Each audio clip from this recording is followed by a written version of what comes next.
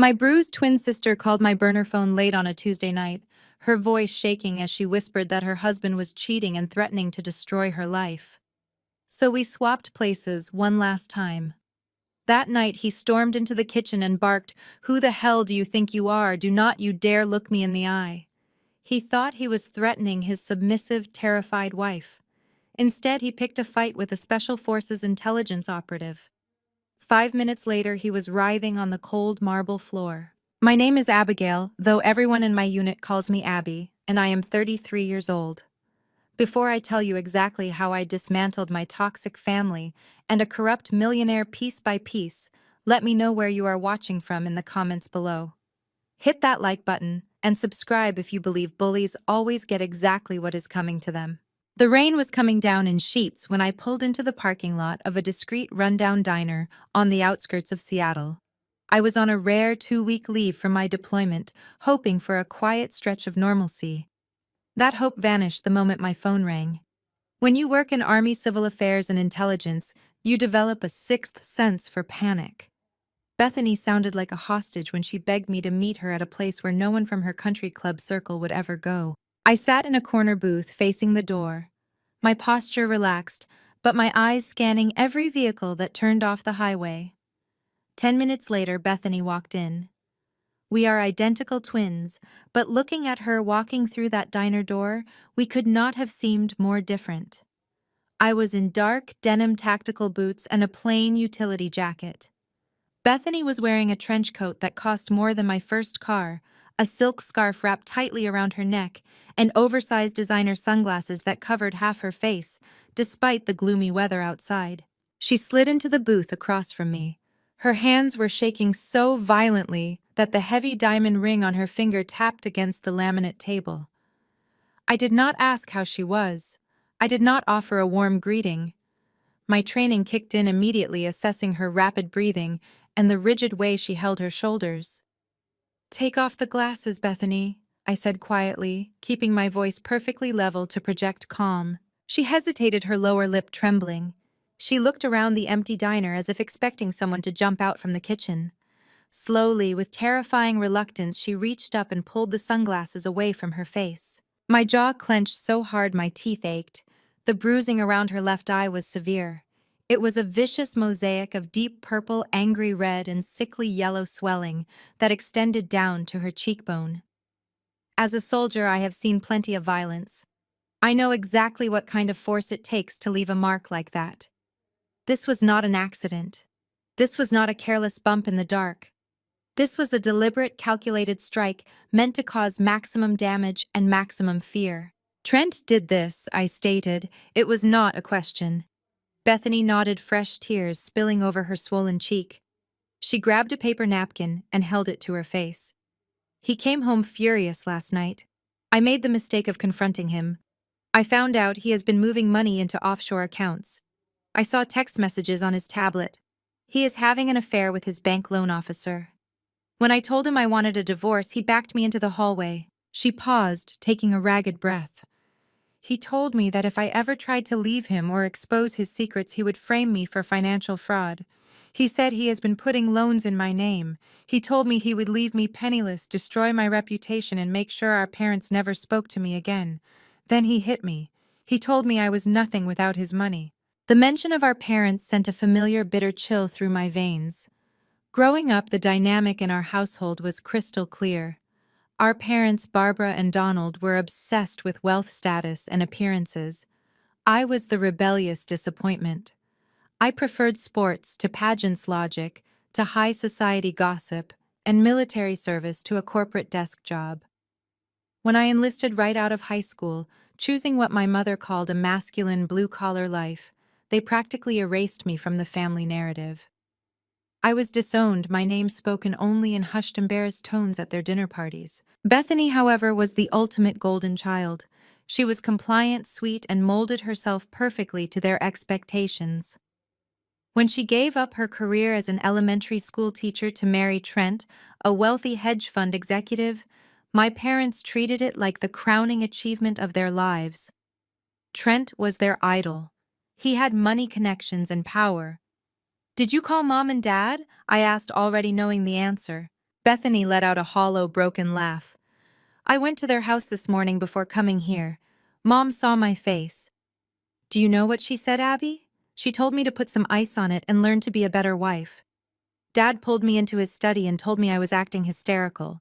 He said Trent's investment firm is the primary backer for his new commercial real estate venture. Dad told me that if I cause a scandal and ruin his business funding, they will completely cut me off. They told me I would end up a disgraceful outcast just like you. I sat back in the booth, letting the reality of the situation wash over me. My parents were not just turning a blind eye to domestic violence. They were actively complicit in keeping their daughter trapped in an abusive marriage to secure their own financial interests. Trent knew this. He knew Bethany had absolutely nowhere to run. He had isolated her, weaponized her own family against her, and turned her life into a gilded cage. But Trent made one massive tactical error. He forgot about the outcast sister. I looked at Bethany. Her spirit was entirely broken. She was a civilian trapped behind enemy lines, and she needed a rescue extraction immediately. I reached across the table and took her shaking hands in my steady ones. "You are not going back to that house," I said, my voice leaving no room for argument. "I have to," she whispered frantically. "He said if I am not home by 6 o'clock, he is going to call his lawyers and start draining my personal accounts. He has my passport. He has my car keys. He has everything. I am going to get everything back," I told her. "But right now, you are going to disappear." I pulled out my secure military phone and sent a quick encrypted message to a trusted contact from my unit who lived in the area. Within 30 seconds, I had the confirmation I needed. "Here is the plan," I said, leaning forward. "My commanding officer has a secure cabin about 2 hours north of here. It is completely off the grid. No one from your country club world knows it exists. My squad mate is going to pick you up from the back of this diner in 10 minutes. You are going to go to that cabin, lock the doors, and sleep. You will not answer any calls and you will not check your email." Bethany looked at me in sheer panic. "But Trent will kill me when he finds out I ran away. He will tear the city apart looking for me." "He is not going to look for you," I replied smoothly. "Because as far as Trent is concerned, you are going to be sitting right in his living room when he gets home." Bethany stared at me, her eyes widening as the realization dawned on her. "Abby, no. He is dangerous. He is out of his mind right now. You cannot go near him." "I am counting on it," I said. "We share the same face, Bethany. We have the same voice. We are exactly the same height. We swapped places to pass high school chemistry, and we are going to swap places tonight to save your life." She tried to protest, but I stood up and pulled her out of the booth. We walked to the diner restrooms, locking the main door behind us. I instructed her to take off the expensive trench coat, the designer blouse, and the tailored slacks. I stripped out of my tactical gear and handed her my comfortable, worn-in clothes. As she dressed in my heavy boots and jacket, I slipped into her restrictive, expensive garments. The fabric felt suffocating, a physical manifestation of the life she had been forced to live. Next came the most crucial part of the operation. I opened my tactical pack and pulled out a small mirror and a professional camouflage makeup kit. For years, I had used these paints to blend into hostile jungle and desert environments. Today, I was using them to paint a portrait of domestic abuse. I looked closely at Bethany's bruised eye, studying the exact pattern of the broken blood vessels. Then, turning to the mirror, I went to work on my own face. I blended the deep purples near the tear duct, added the sickly yellow around the cheekbone, and finished with a dusting of red near the brow line. When I turned back to Bethany, she gasped. Looking at me was like looking into a mirror. My squad mate texted that he was waiting in the alley. I hugged my sister fiercely, feeling how fragile she had become. "You are safe now," I promised her. "I am going to handle your husband." After ensuring she was safely in the extraction vehicle, I walked out into the pouring rain and got into her luxury SUV. The leather steering wheel felt cold under my hands. I drove toward the wealthy gated suburb that Trent and my sister called home. I treated the journey the same way I would approach entering a hostile combat zone. I mentally mapped the layout of the house based on Bethany's descriptions over the years. I visualized the entry points, the sight lines, and the environmental weapons available in a standard suburban kitchen. I pulled into the massive driveway just as the sun began to set, casting long, dark shadows over the manicured lawn. I parked the car, unlocked the heavy oak front door, and stepped inside. The house was dead quiet, smelling faintly of expensive cologne and sterile cleaning supplies. I walked into the sprawling gourmet kitchen, taking my position at the marble island. I did not turn on the lights. I stood there in the gathering darkness, my posture perfectly still, my breathing steady and controlled. I listened to the rain lashing against the floor-to-ceiling windows. I was no longer the outcast daughter. I was the ghost of Trent's worst nightmare, waiting patiently in the shadows for the monster to come home. The heavy rumble of the garage door opening broke the silence of the house. I tracked the vibration through the floorboards, my body perfectly attuned to the shifting environment. A car engine cut out, followed by the dull metallic thud of a heavy luxury car door slamming shut. Footsteps echoed in the mudroom, erratic and heavy. He was stumbling. He was drunk. The door connecting the garage to the hallway swung open with unnecessary force, banging against the drywall. Trent stumbled inside, swearing loudly as he kicked off his leather loafers. The smell of aged bourbon and expensive cigars rolled into the kitchen long before he actually crossed the threshold. It was a suffocating, arrogant scent, the smell of a man who believed the entire world existed solely to serve his appetites. He rounded the corner and reached for the wall panel, flooding the sprawling gourmet kitchen with harsh, blinding light from the crystal chandeliers overhead. I did not flinch. I did not blink. I remained exactly where I was standing, motionless behind the massive marble island, my hands resting lightly by my sides. Trent stopped dead in his tracks, his eyes bloodshot and glassy, locked onto me. For a fraction of a second, confusion crossed his face. He was used to coming home to a terrified, cowering woman. He expected Bethany to be shrinking into a corner, crying, apologizing for whatever imaginary offense he had cooked up in his head during his drive home. He expected her to be covering her face, begging for forgiveness. Instead, he found me standing tall, my shoulders squared, my breathing perfectly regulated. The fake bruise I had painted on my face was a glaring target under the bright lights, but I wore it like war paint. "What is wrong with you?" Trent slurred his confusion rapidly, curdling into ugly, entitled rage. "Why are you standing in the dark like some kind of freak? I told you to have dinner ready by 8. I said nothing. My silence was a tactical choice. In interrogations, silence makes the arrogant uncomfortable. It forces them to fill the void, usually by revealing their true intentions or making a mistake. Trent took the bait. He marched toward me. His expensive suit wrinkled, his tie loosened around his neck. His face flushed a deep, angry red. He slammed his heavy briefcase onto the marble counter, the sound echoing sharply in the large room. "Are you deaf?" he spat, closing the distance between us. "I am talking to you, Bethany.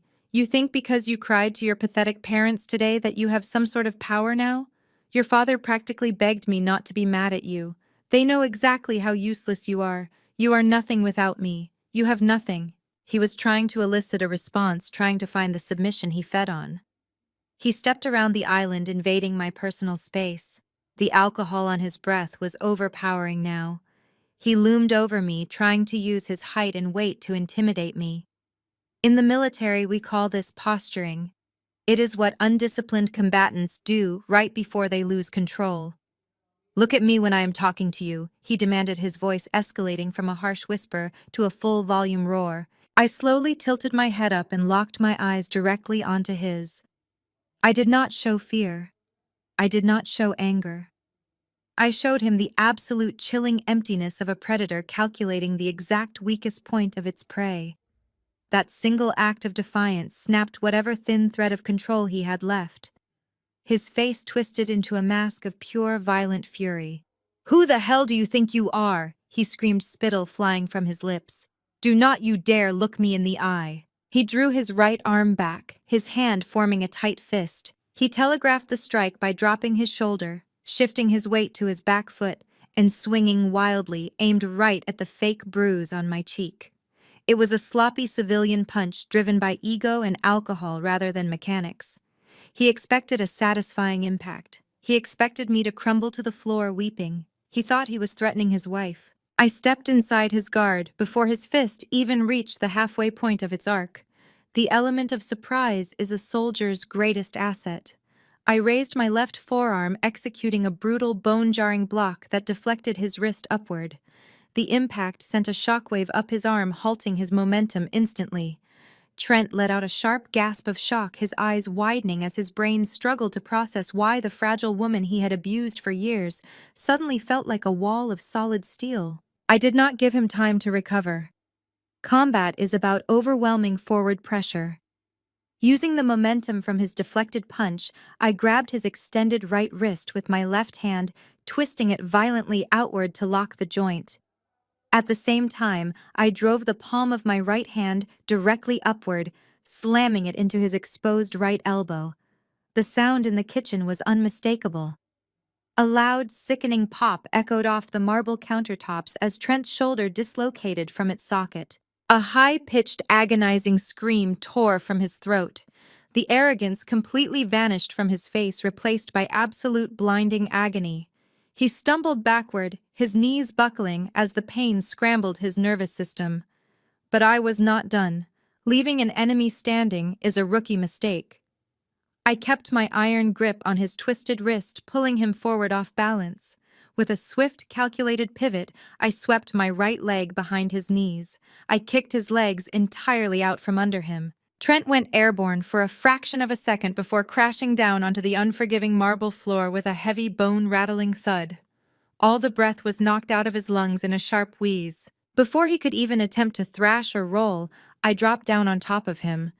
I planted my knee squarely into the center of his chest, pinning him to the cold floor. I twisted his dislocated arm behind his back, applying just enough upward pressure to ensure that any sudden movement on his part would result in excruciating, blinding pain. Trent thrashed beneath me, gasping for air, tears of shock and agony springing to his eyes. His face was pressed hard against the expensive tile. "What are you doing?" he shrieked, his voice cracking into a pathetic, terrified whine. "Let me go! You broke my arm! You crazy psycho! Let me go!"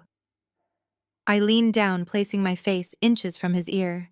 My breathing was completely calm, completely regulated, in eerie contrast to his hyperventilating panic. "If you move again, Trent," I whispered, my voice completely devoid of emotion, "I will separate the tendons in this shoulder permanently. You will never swing a golf club, hold a briefcase, or raise your hand to a woman ever again. Do you understand me?" He froze, instantly terrified by the cold, mechanical certainty in my voice. This was not the hysterical, weeping Bethany he knew. He was paralyzed by a fear he had never experienced in his entire privileged, sheltered life. He let out a pathetic, whimpering sob of surrender. As he lay perfectly still beneath my knee, breathing in shallow, ragged gasps, I noticed a glowing rectangle of light illuminating the dark space under the kitchen island cabinets. When Trent had crashed to the floor, his sleek smartphone had slipped out of his tailored suit pocket and slid a few feet across the marble. The screen was lit up brightly. He had not locked it before putting it in his pocket, likely too drunk to bother, or he was in the middle of a text conversation when he walked through the door. I kept my knee firmly planted on his chest, ensuring he could not move, and reached out with my free hand to drag the phone toward me. "You cannot look at that!" Trent gasped out, a fresh wave of panic replacing the physical pain. "Put that down. Bethany, I swear to God." I applied a millimeter of upward pressure to his dislocated shoulder. He instantly screamed and clamped his mouth shut, squeezing his eyes tightly closed in agony. I picked up the phone. The screen was glaringly bright. It was open to a messaging app. The contact name at the top read Courtney, accompanied by a little heart emoji. I remembered the name Bethany had given me at the diner. The bank loan officer, the mistress. I read the newest message that had just popped up on the screen, the notification banner sitting front and center. The $250,000 loan in Bethany's name just cleared. She will be ruined when you file the divorce papers on Friday. I stared at the words, letting the full weight of their meaning sink in. I read the previous messages in the thread, scrolling up with my thumb while holding Trent down. The picture painted by the text messages was devastatingly clear. Trent was not just having an affair. He was not just a violent, abusive coward who liked to beat his wife to feel powerful. He was executing a highly coordinated, deeply malicious financial assassination. He and Courtney had been working together for months, They had been secretly funneling his substantial assets into hidden offshore accounts to make it appear as though he had no money to split in a divorce settlement. Meanwhile, Courtney was using her position at the bank to push through massive fraudulent loans, using Bethany's stolen identity, forging my sister's signature on the paperwork. Trent's plan was brilliant in its cruelty. By Friday, he was going to serve Bethany with divorce papers. He would walk away with all his hidden wealth, while Bethany would be left completely destitute, crushed under hundreds of thousands of dollars of federal bank debt she had no idea she owed. She would face potential criminal charges for defaulting on loans she never took out. Her credit would be obliterated, her reputation ruined, and my parents, Barbara and Donald, would absolutely abandon her. They had already threatened to disown her if she ruined Donald's business funding. Trent had engineered a trap with no exit. He was going to throw her to the wolves, utterly destroyed and entirely alone. A cold, hard knot of absolute clarity formed in my chest. This was no longer just a rescue mission to extract my sister from a domestic abuser. This was not just about breaking a bully's arm and packing a suitcase. This was a financial war. Trent had weaponized money status and the banking system against my family. He thought he was playing chess against a naive, terrified former schoolteacher. He had no idea he had just handed the playbook directly to a military intelligence operative trained in dismantling hostile networks from the inside out. I looked down at Trent. He was sweating profusely, his face pale and contorted in pain against the tile. He was staring up at me, his eyes wide with a mixture of terror and utter confusion. He still thought I was Bethany. He still thought his wife had just experienced some kind of psychotic break. I locked the phone screen, slipping the device smoothly into the pocket of the designer jacket I was wearing. "Are you going to kill me?" Trent whimpered, a tear finally spilling over his eyelashes and tracking through the dust on the floor. I smiled. It was not a kind smile. It was the smile of a soldier who had just secured the enemy's master battle plan. "No, Trent," I said softly, easing the pressure off his chest, just enough so he could breathe, but keeping the joint locked. "I am not going to kill you. That would be entirely too easy. We are going to go to the hospital now. We are going to get that shoulder fixed. And you are going to tell the doctors exactly what I tell you to say." I leaned in closer, letting the ice in my voice freeze the blood in his veins. "Because if you do not, I promise you tonight will be the best night of the rest of your rapidly collapsing life. Get up." I hauled Trent off the cold marble floor by the fabric of his ruined custom suit jacket, making sure to jostle his dislocated shoulder just enough to keep him compliant. He staggered to his feet, his face a sickening shade of gray, cradling his right arm tightly against his chest. He was hyperventilating, his breath coming in short, panicked gasps. I grabbed the keys to his luxury SUV from the entryway table and shoved him toward the garage door. The drive to the private emergency room in the neighboring affluent suburb was agonizingly silent for him and perfectly peaceful for me. He moaned with every bump in the road, sweating through his expensive clothes, trapped in a cage of his own ego. I drove with absolute military precision, keeping my eyes on the dark, rain-slicked roads while delivering my orders. I told him exactly what his story was going to be. He was going to walk into triage and say he tripped over a rug at the top of the stairs and caught his arm awkwardly in the banister on the way down. If he deviated from that script, if he even hinted to a single nurse that his terrified submissive wife had suddenly turned into a lethal weapon, I promised him I would casually hit the brakes and throw him against the dashboard. He nodded frantically, terrified of the woman sitting next to him. His pride simply would not allow him to tell the truth anyway. A powerful, arrogant hedge fund executive beaten effortlessly by his former schoolteacher wife was social suicide in his elitist circles. Pulling into the brightly lit emergency drop-off bay, I shifted gears both literally and metaphorically. The cold, calculating soldier vanished into the shadows of my mind. In her place, Bethany emerged. I became the panicked, devoted, overly emotional trophy wife he had trained her to be. I left the car running in the fire lane, sprinting through the automatic sliding doors and waving my arms in frantic desperation. "I need help right now," I cried out, pitching my voice up an octave to mimic my sister's exact tone of distress. My husband fell down the stairs. Please, he is in terrible pain. Two triage nurses rushed out with a wheelchair, their faces masks of professional concern. I hovered over them like a nervous bird, fluttering my hands, touching Trent's uninjured shoulder, and apologizing profusely for not catching him. Oh, sweetheart, I am so sorry. Just hold on. The doctors are right here. You are going to be okay. Trent glared at me from the wheelchair, his jaw locked so tight the muscles twitched. He was completely trapped in the narrative I had built for him. He had no choice but to play along as they wheeled him into a private, brightly lit trauma bay. The harsh fluorescent lights washed out his already pale complexion, making him look weak and pathetic. A young, no-nonsense attending physician walked in, pulling on a pair of blue latex gloves. Mr. Montgomery, the doctor said, examining the unnatural, jagged angle of Trent's arm.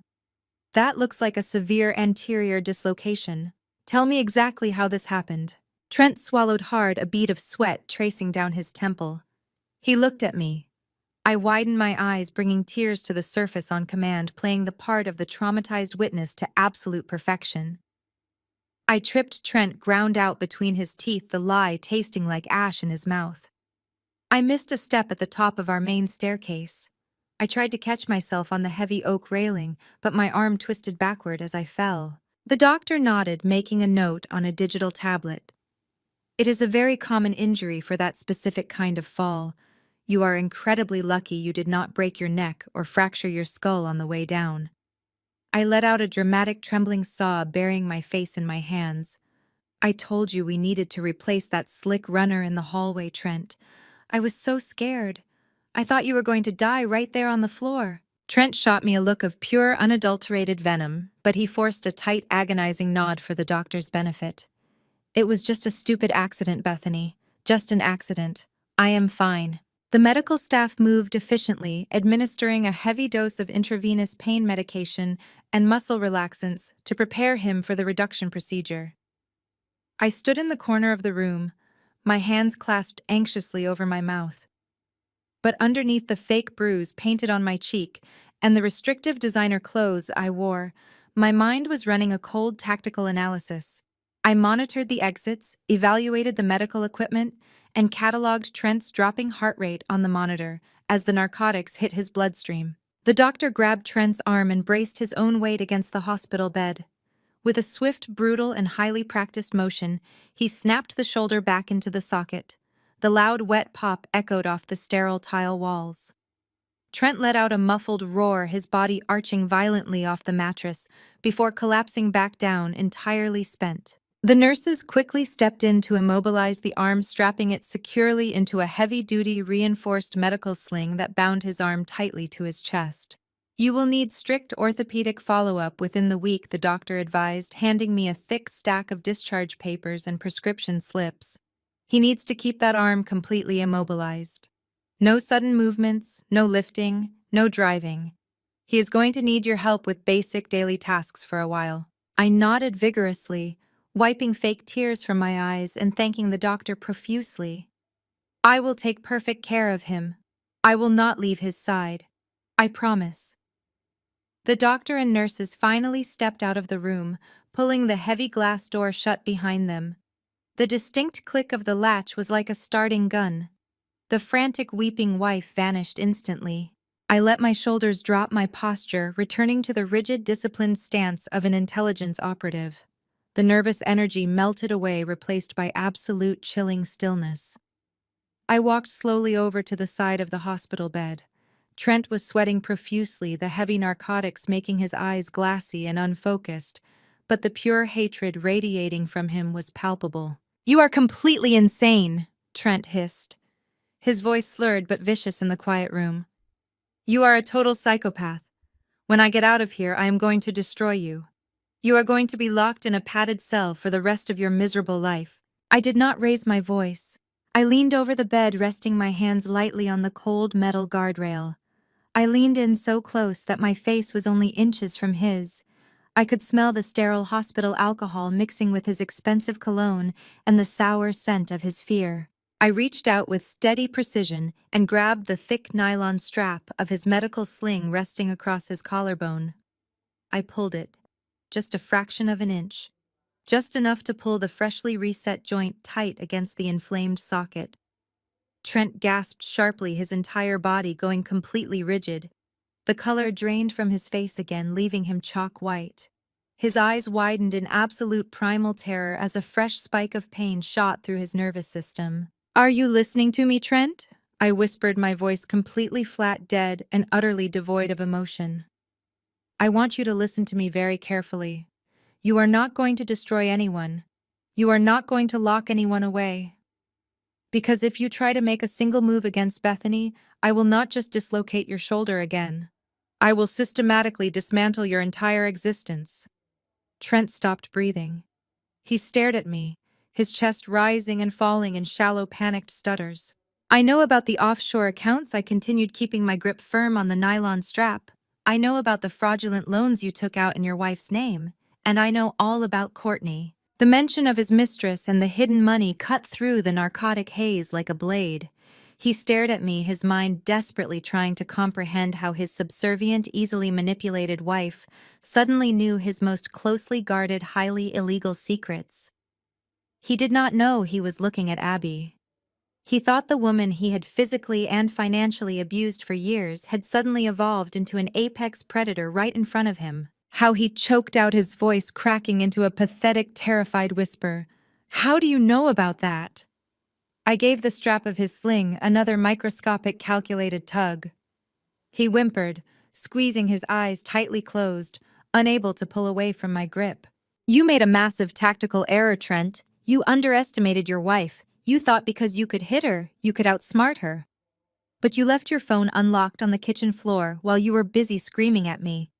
And now I have everything. Every single text message. Every wire transfer confirmation. Every forged document you and your little bank loan officer cooked up in the dark." I let go of the sling and smoothed the fabric of my designer coat, stepping back to let him breathe. "You are going to play the role of the loving, accident-prone husband perfectly tonight. You are going to go along with whatever I say, because if you do not, I will forward that entire digital file to the federal authorities, the financial regulators, and the local police department before you even leave this hospital bed. I will hand them your head on a silver platter. You will trade your custom-tailored suits for an orange jumpsuit, and you will spend the next decade in a federal penitentiary, explaining to dangerous people why you cannot use your right arm." Trent stared up at me, completely and utterly broken. The physical pain of his shoulder was absolutely nothing compared to the psychological terror of realizing he was entirely trapped in a snare of his own design. He had built a fragile house of cards out of fraud and abuse, and I was holding the match. He swallowed hard, his Adam's apple bobbing nervously as he processed the reality of his new existence. "Okay," he whispered, his voice shaking with defeat. "Okay. Bethany, please. I understand. Do not send the files." I smiled down at him. It was a cold, empty expression that made him flinch back against the hospital pillows. "Good boy. Now rest up and wipe that terrified look off your face. We are going to have company very soon. And you need to look your absolute best when my parents arrive." The heavy glass door to the trauma bay swung open with a sharp swoosh of pressurized air, breaking the tense silence of the hospital room. I did not need to turn around to know who had arrived.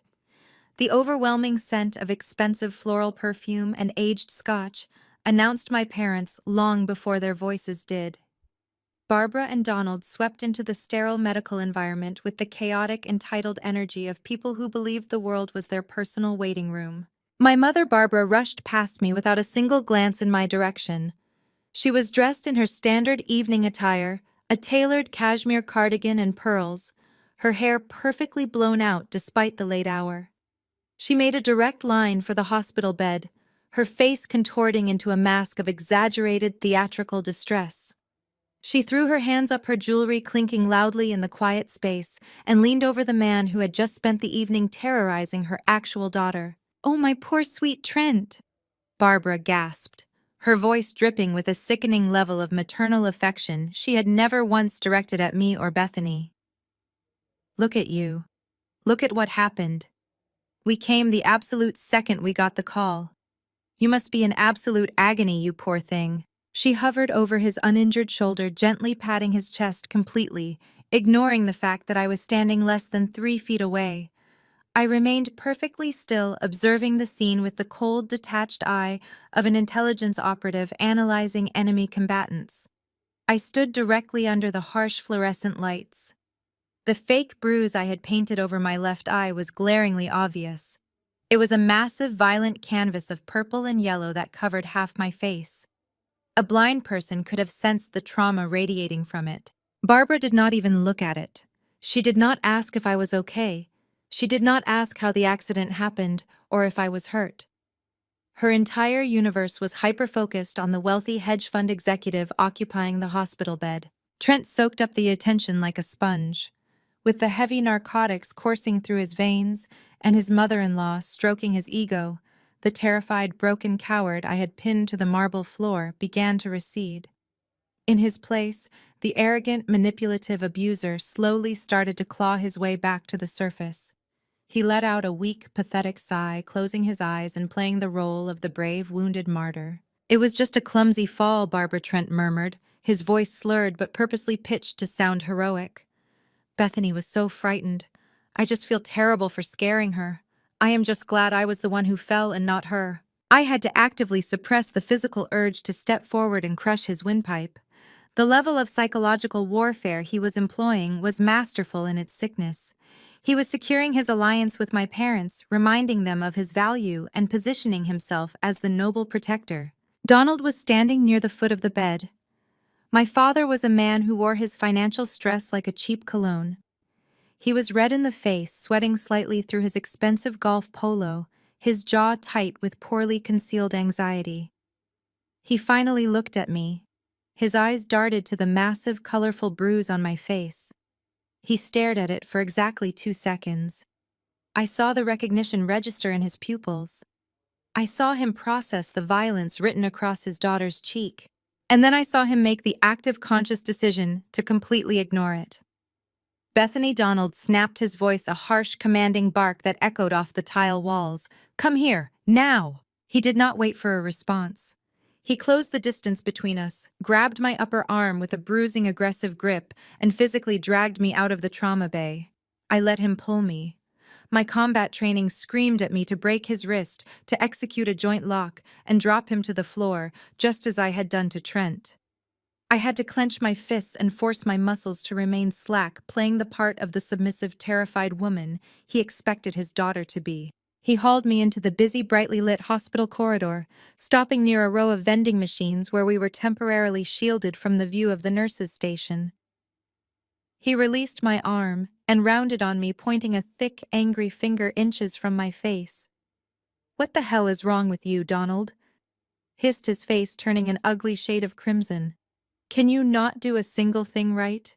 Can you not just manage your own household without creating a massive disaster?" I kept my head slightly bowed, my eyes wide, playing the role.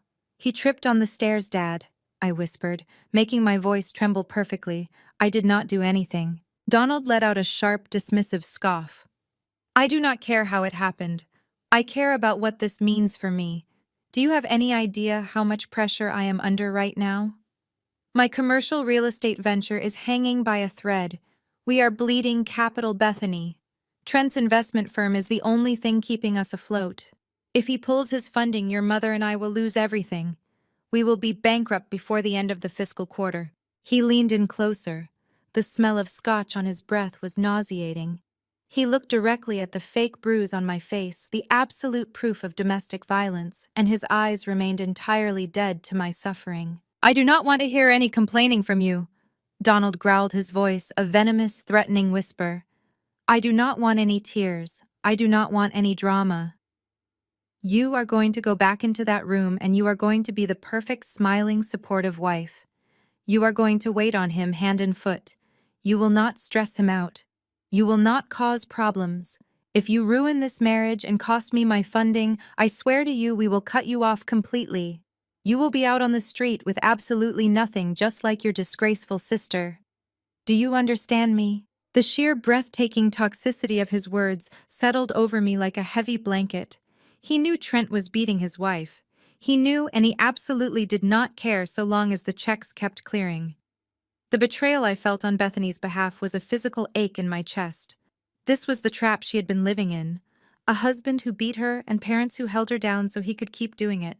"I understand, Dad," I said softly, letting a single, perfectly timed tear slide down my cheek. "I will be good. I promise." He glared at me for 1 second longer, making sure I was properly cowed before smoothing the front of his polo shirt and adjusting his posture. "Clean your face up," he ordered dismissively. "You look like a mess." He turned on his heel and marched back into the trauma bay, ready to resume his role as the concerned, loving father-in-law. I took a deep, steadying breath in the hallway. I cataloged the layout of the hospital wing, noted the location of the security cameras, and mentally locked away every ounce of emotion. I wiped the tear from my face, carefully preserving the makeup of the bruise, and followed him back inside. When I re-entered the room, Barbara was already gathering her purse. "Well, the doctors say they are going to keep you here for another hour for observation before they discharge you," she was saying to Trent, her voice practically dripping with syrup. "Donald and I are going to run down to the cafeteria and get some coffees. We will be right back to help you get out to the car." "Take your time," Barbara Trent said smoothly, offering her a brave, pain-tight smile. "Bethany can sit with me until you get back." My parents nodded to him, completely ignoring me once again, and bustled out of the room. The heavy glass door swung shut behind them, sealing me inside the private bay with Trent. The moment my parents were out of earshot, the entire atmosphere in the room shifted. The heavy dose of intravenous narcotics was working its magic on Trent's system. The pain was dulled, his inhibitions were lowered, and the unyielding support of his in-laws had completely repaired his fractured ego. The terrified man who had whimpered on the kitchen floor was gone. Trent turned his head slowly on the pillow. He looked at me, his glassy, bloodshot eyes narrowing into a look of absolute malicious triumph. He let out a low, breathy chuckle that made the hairs on the back of my neck stand up. "You think you are so smart?" Trent sneered, his voice a raspy, venomous whisper. "You think because you got lucky and pulled some psycho martial arts move on me that you actually have the upper hand. You think those text messages are going to save you." I stood at the foot of the bed, my posture relaxed but vigilant. I did not speak.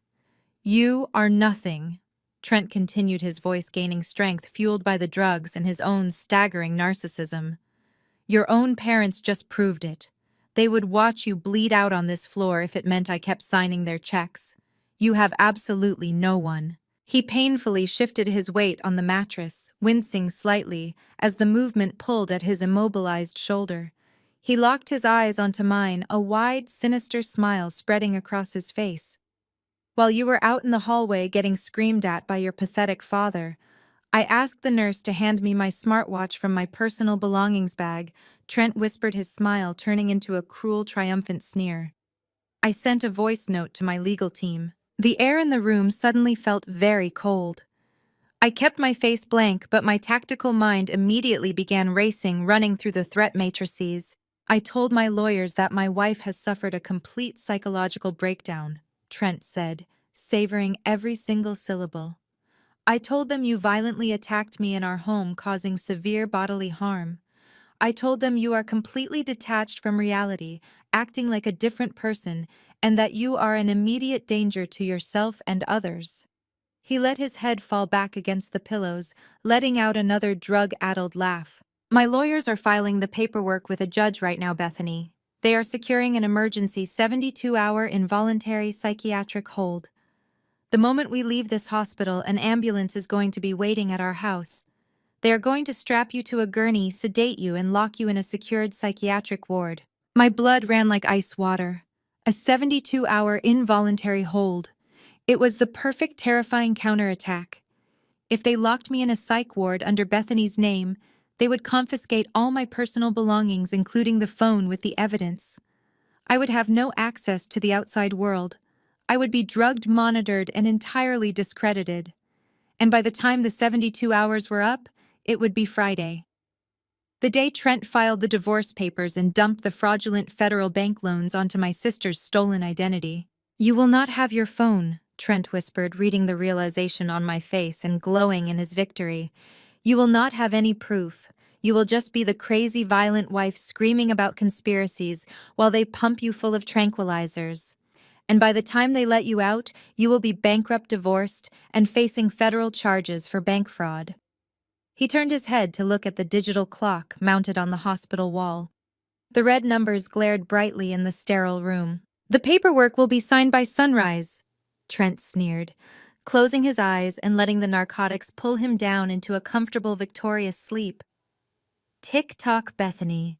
You have exactly 12 hours of freedom left. The digital clock on the wall shifted to the next minute, a silent testament to the ticking countdown Trent had just initiated. I did not break eye contact. I simply gave him a sharp, obedient nod, completely masking the tactical calculations accelerating in my mind. 12 hours until the sun rose, and a judge reviewed his emergency psychiatric hold request. 48 hours until Friday, the day he planned to drop the nuclear bomb of divorce and federal bank fraud on my sister. The timeline was brutally tight, but in special forces, a tight timeline is just an invitation to operate at maximum efficiency. My parents returned a few minutes later, clutching lukewarm cafeteria coffees and acting as if they had just survived a war zone. Barbara fussed over Trent's blankets while Donald nervously checked his phone, likely sweating over his fragile commercial real estate deal. The discharge process was a blur of signatures and fabricated smiles. I played the role of the exhausted, traumatized wife with Oscar-worthy precision. I guided Trent into the passenger seat of his luxury SUV, enduring his smug, drug-laced sneers the entire ride back to their sprawling suburban estate. When we finally arrived, Donald and Barbara helped Trent inside and immediately claimed the guest suites on the east wing of the house. They were exhausted from the inconvenience of caring about someone else for a few hours. I escorted Trent to the master bedroom, tucking him into the California king bed. The heavy narcotics had completely overpowered his adrenaline by now. Within 10 minutes, his eyes rolled back, and he fell into a deep, snoring stupor. The second his breathing evened out, the submissive wife vanished. I moved through the dark, silent house like a ghost. I retrieved Trent's smartphone from the pocket of my designer jacket. I bypassed the lock screen using the passcode I had observed him punch in earlier. I moved to the home office, a shrine to his massive ego filled with leather-bound books and expensive scotch, and booted up my own encrypted military-grade laptop. I connected his device to mine using a specialized data cloning cable I always carried in my tactical go bag. A progress bar illuminated my face in the dark room. I mirrored his entire digital existence. Every hidden email folder, every encrypted messaging app, every banking token, and every offshore routing number flowed into my secure hard drive. I scrubbed my digital footprint from his device, leaving absolutely no trace of the breach, and slipped the phone back onto his nightstand, exactly where he would expect to find it. I checked my watch. It was 4 in the morning. I had a 48-hour operational window before Friday's total financial annihilation. But the immediate threat was the psychiatric hold he had initiated. I needed to move fast, strike hard, and secure irrefutable evidence before men in white coats showed up at the front door to throw a straitjacket on me. I packed a small, nondescript duffel bag with my laptop, the cloned data, and a change of tactical clothes. I left a hastily scribbled, panicked-looking note on the kitchen counter, stating I had gone to the 24-hour pharmacy to get Trent's pain prescriptions filled. It was a plausible excuse that bought me a few crucial hours of daylight. Stepping out into the cool, damp morning air, I treated the affluent, manicured suburb as a hostile operational environment. In combat zones, you look for sniper nests, improvised explosive devices, and enemy patrols. Here in this gated community, the threats were different, but equally dangerous. I mapped the neighborhood watch cameras mounted on street lamps. I noted the blind spots between the massive, privacy-hedged properties. I cataloged the rotation schedules of the private security vehicles patrolling the winding streets. I navigated the luxury SUV through the neighborhood, keeping exactly to the speed limit, drawing absolutely zero attention to myself. I parked in the underground garage of a high-end commercial district in downtown Seattle. I sat in the driver's seat and pulled down the sun visor mirror. It was time to prepare the camouflage for my infiltration. I took a heavy, expensive foundation from Bethany's designer makeup bag and carefully, meticulously covered the fake bruise I had painted over my eye.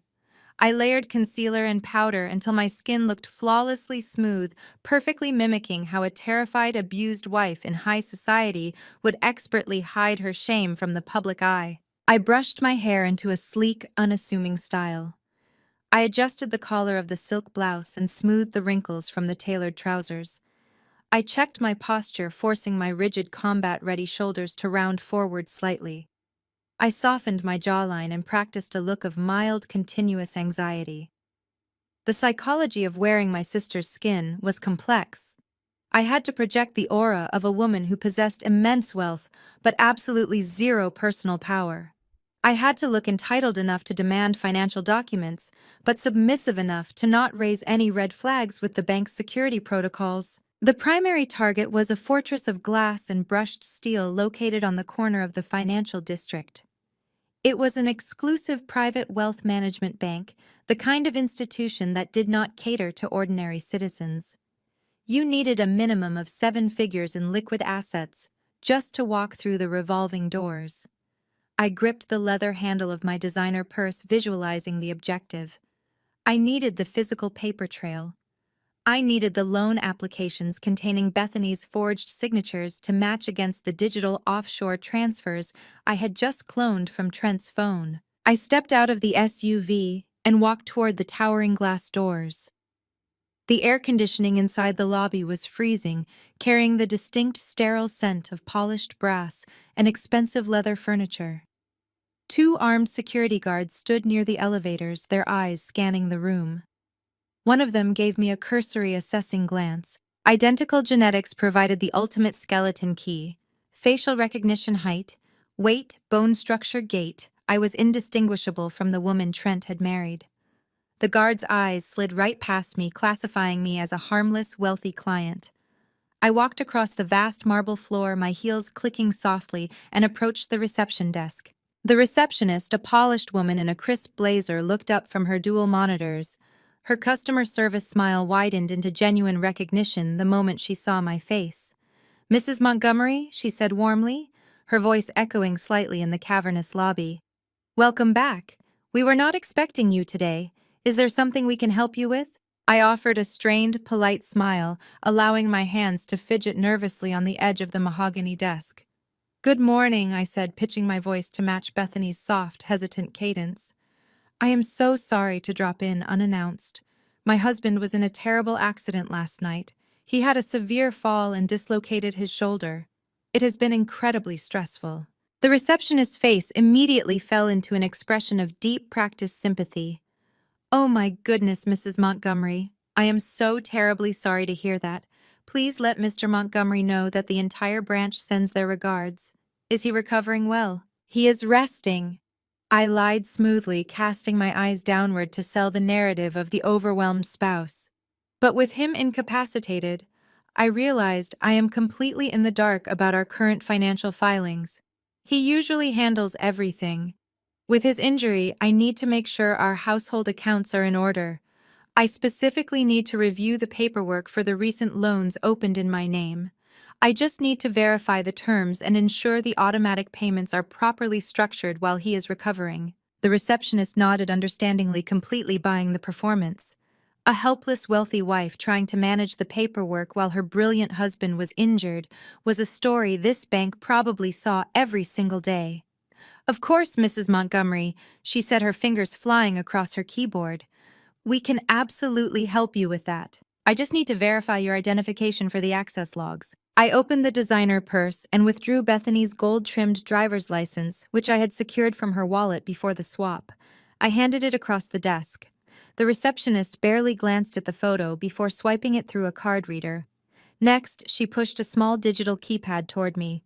"Please enter your social security number and your private account PIN," she instructed gently. I punched in the 9 digits of Bethany's social security number, followed by the 4-digit PIN I had extracted from Trent's cloned data cache early that morning. The system chimed a pleasant, approving tone. The green light flashed.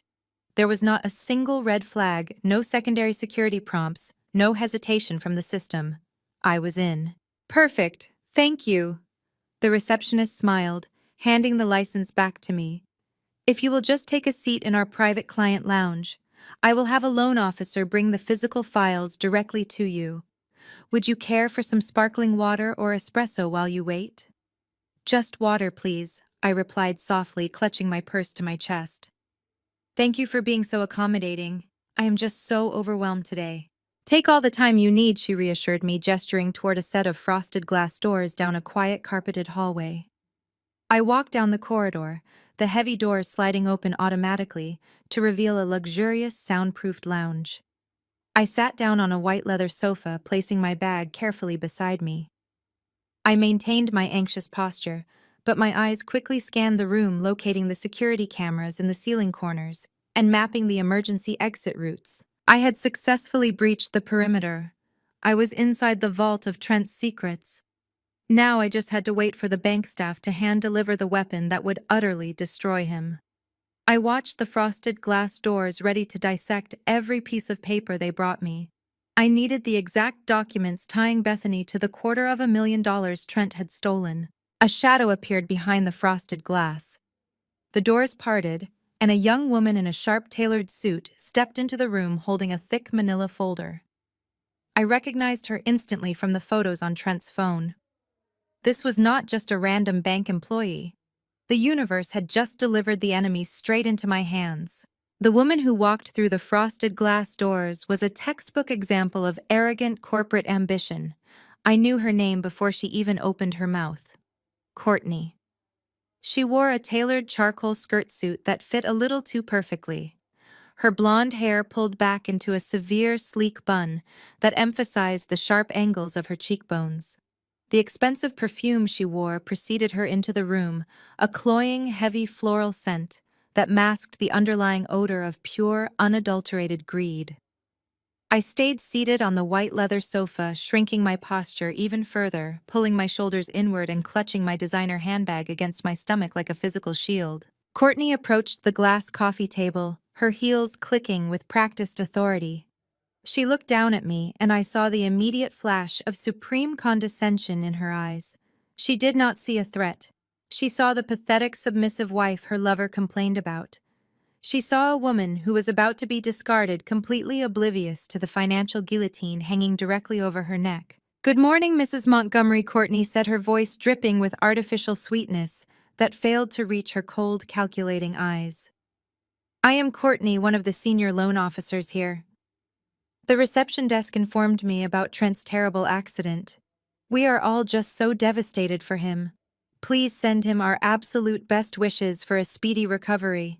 I forced my hands to tremble slightly as I reached up to tuck a stray strand of hair behind my ear, ensuring the sleeve of my blouse shifted just enough to expose my wrist, projecting vulnerability.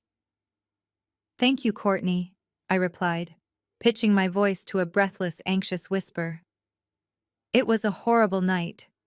He is in so much pain, and I am just trying to make sure our household does not fall apart while he is incapacitated. He usually handles all the complex banking matters, and I am honestly completely lost without his guidance." A micro-expression of smug satisfaction twitched at the corner of Courtney's mouth. The sheer blinding arrogance of this woman was almost comical. She was sleeping with a married man helping him orchestrate a massive federal fraud scheme, and she genuinely believed she was the smartest person in the room. She sat down in the armchair opposite me, crossing her legs and laying the thick manila folder on the glass table with a soft thud. "Well, you do not need to worry your pretty head about a single thing," Mrs. Montgomery Courtney said, adopting the tone one might use to explain a simple concept to a very slow child. "Trent is one of our most valued, sophisticated clients. He has set up everything perfectly. You are in excellent hands. I understand you wanted to review the paperwork for the recent line of credit opened under your name." "Yes, please," I said, leaning forward and putting on my best performance of an overwhelmed housewife. "The hospital bills are going to be so complicated, and Trent mentioned we had a new credit line. I just want to make sure I understand the monthly minimums and where the funds are allocated so I do not miss a payment while he is recovering." He gets so frustrated when I make mistakes with the finances. I let my voice catch on the last sentence, hinting at the fear Trent instilled in his wife. Courtney ate it up. Her eyes gleamed with malicious delight. She unclasped the folder and pulled out a stack of dense, legally binding bank documents. She spread them out across the table, tapping a manicured fingernail against the top page. "There is absolutely no need to panic," Courtney cooed, leaning closer to me as if sharing a secret between friends. Trent secured $250,000 in a revolving credit line exactly 3 days ago. The funds have already been fully dispersed to a secondary holding account exactly as he requested. Because the loan is solely in your name, Trent made sure to use your personal signature authorizations. He really does take care of all the heavy lifting for you, does he not? She slid the papers toward me. I looked down at the documents. My tactical mind immediately began processing the data, scanning the routing numbers, the interest rates, and the liability clauses. And there at the bottom of the final page was Bethany's signature. It was a flawless forgery. If I had not known my sister's handwriting intimately, I might have been fooled. Trent and his accomplices had gone to extraordinary lengths to replicate the loop of the B and the specific slant of the Y. But it was definitely a forgery, and Courtney was sitting right in front of me, proudly presenting the physical evidence of her own felony. "Wow," I breathed out, letting my eyes widen in feigned shock. $250,000. That is a very large number. I had no idea Trent needed that much liquidity right now. What did we put up as collateral for something so substantial? Courtney offered a patronizing laugh, waving her hand dismissively. "Oh, the collateral is completely secure, Mrs. Montgomery." Trent utilized the equity from a commercial real estate holding company. It is a very standard procedure for high net worth individuals looking to free up capital without disrupting their primary investment portfolios. Really, it is just moving numbers on a screen.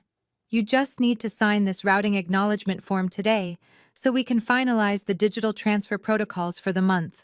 She handed me a silver pen, expecting me to blindly sign away whatever remaining legal rights Bethany had. She thought I was too stupid to question the mechanics of the loan. She thought I would just nod, smile, and walk straight into the slaughterhouse. I took the pen, letting my fingers brush against the cool metal. I stared at the signature line, projecting pure, unadulterated hesitation.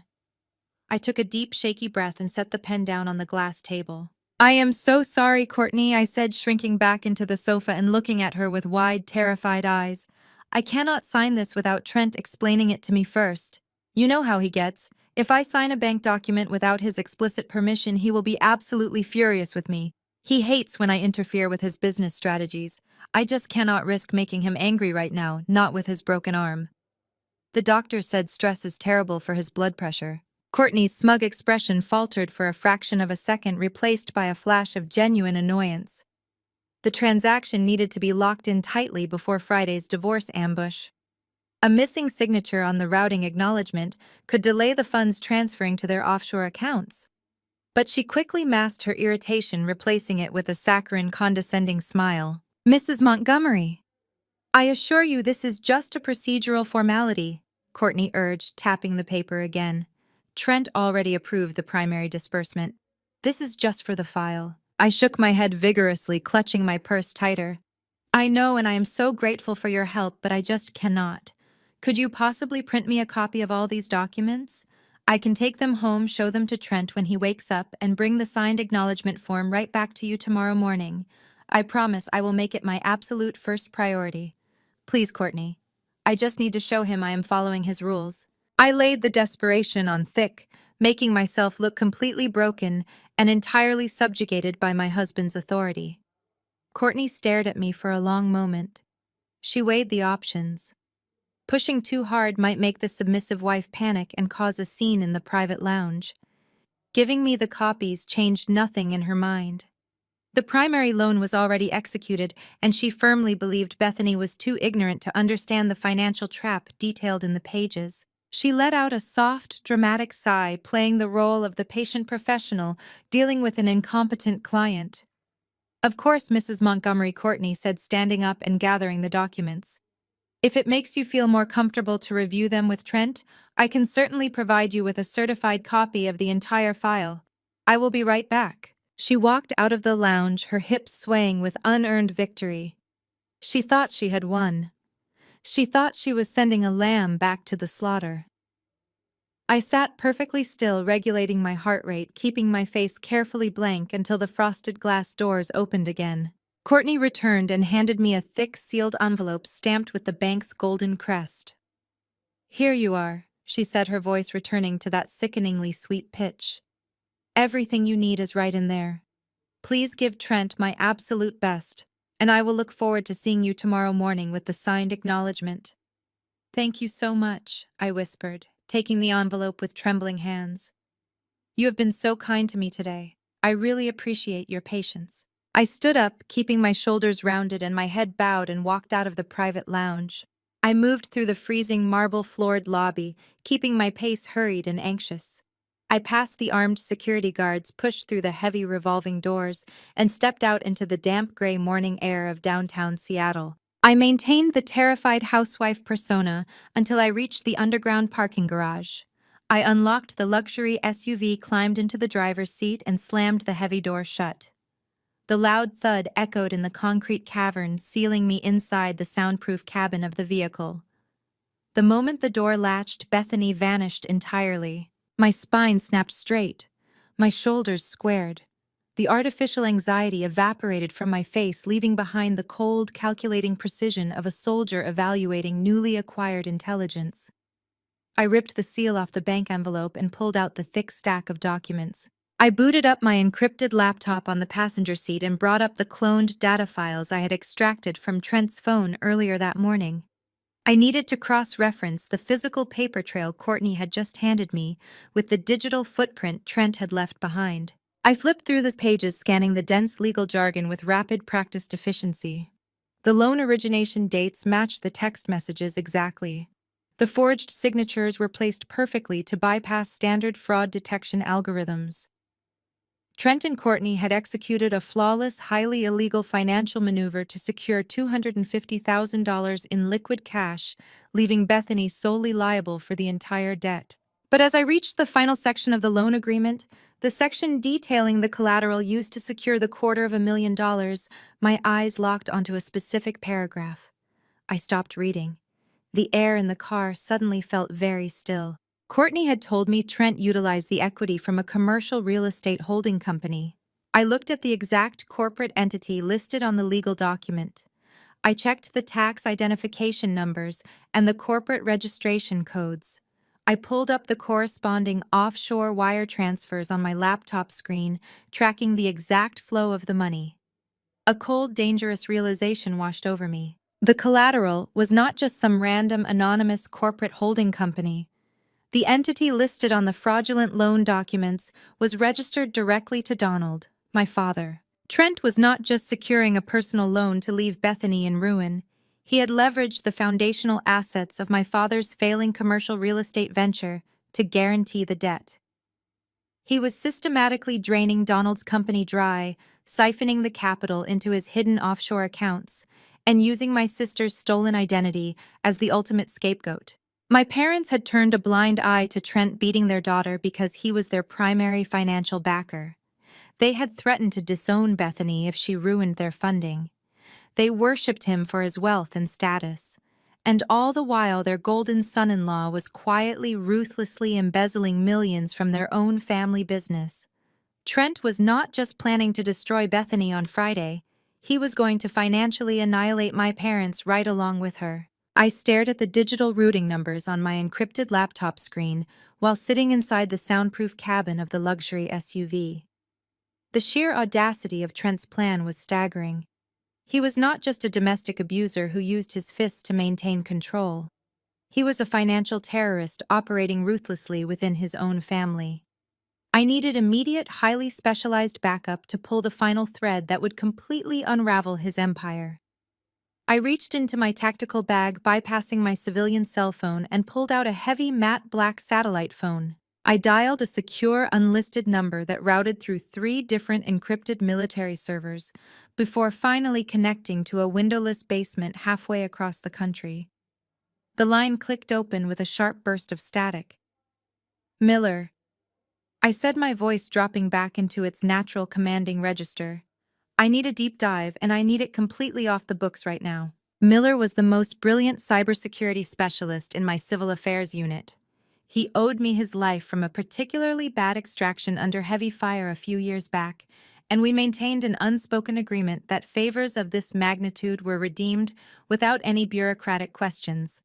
I quickly transmitted the cloned data files from Trent's phone over the secure connection, along with the physical account numbers and routing codes Courtney had just handed me inside the bank. I gave Miller the exact operational parameters. I needed the offshore holding accounts cracked, the shell companies mapped, and the wire transfers traced back to their absolute origin points. He worked in total silence for several tense minutes. The only sound, the frantic clacking of a mechanical keyboard transmitting over the encrypted line. Abby. He finally breathed out, his voice laced with genuine, unfiltered shock. What kind of cartel boss did you stumble into? This guy is not just hiding a few marital assets to screw over his wife. He is running a massive, highly sophisticated, systematic embezzlement ring. Miller rapidly explained the architecture of the fraud. Trent had been slowly bleeding his wealthiest hedge fund clients dry for the past 4 years. He used complex algorithmic trading losses to mask the theft, funneling the stolen capital into an intricate web of shell corporations based in the Cayman Islands and Cyprus. But the most aggressive concentrated bleeding was localized entirely within Donald's commercial real estate venture. Trent had leveraged his position as the primary investor to gain backdoor access to my father's operational capital. The $250,000 loan Courtney had just pushed through using Bethany's forged signature was merely the final nail in the coffin. It was a calculated trigger designed to cause a cascading default.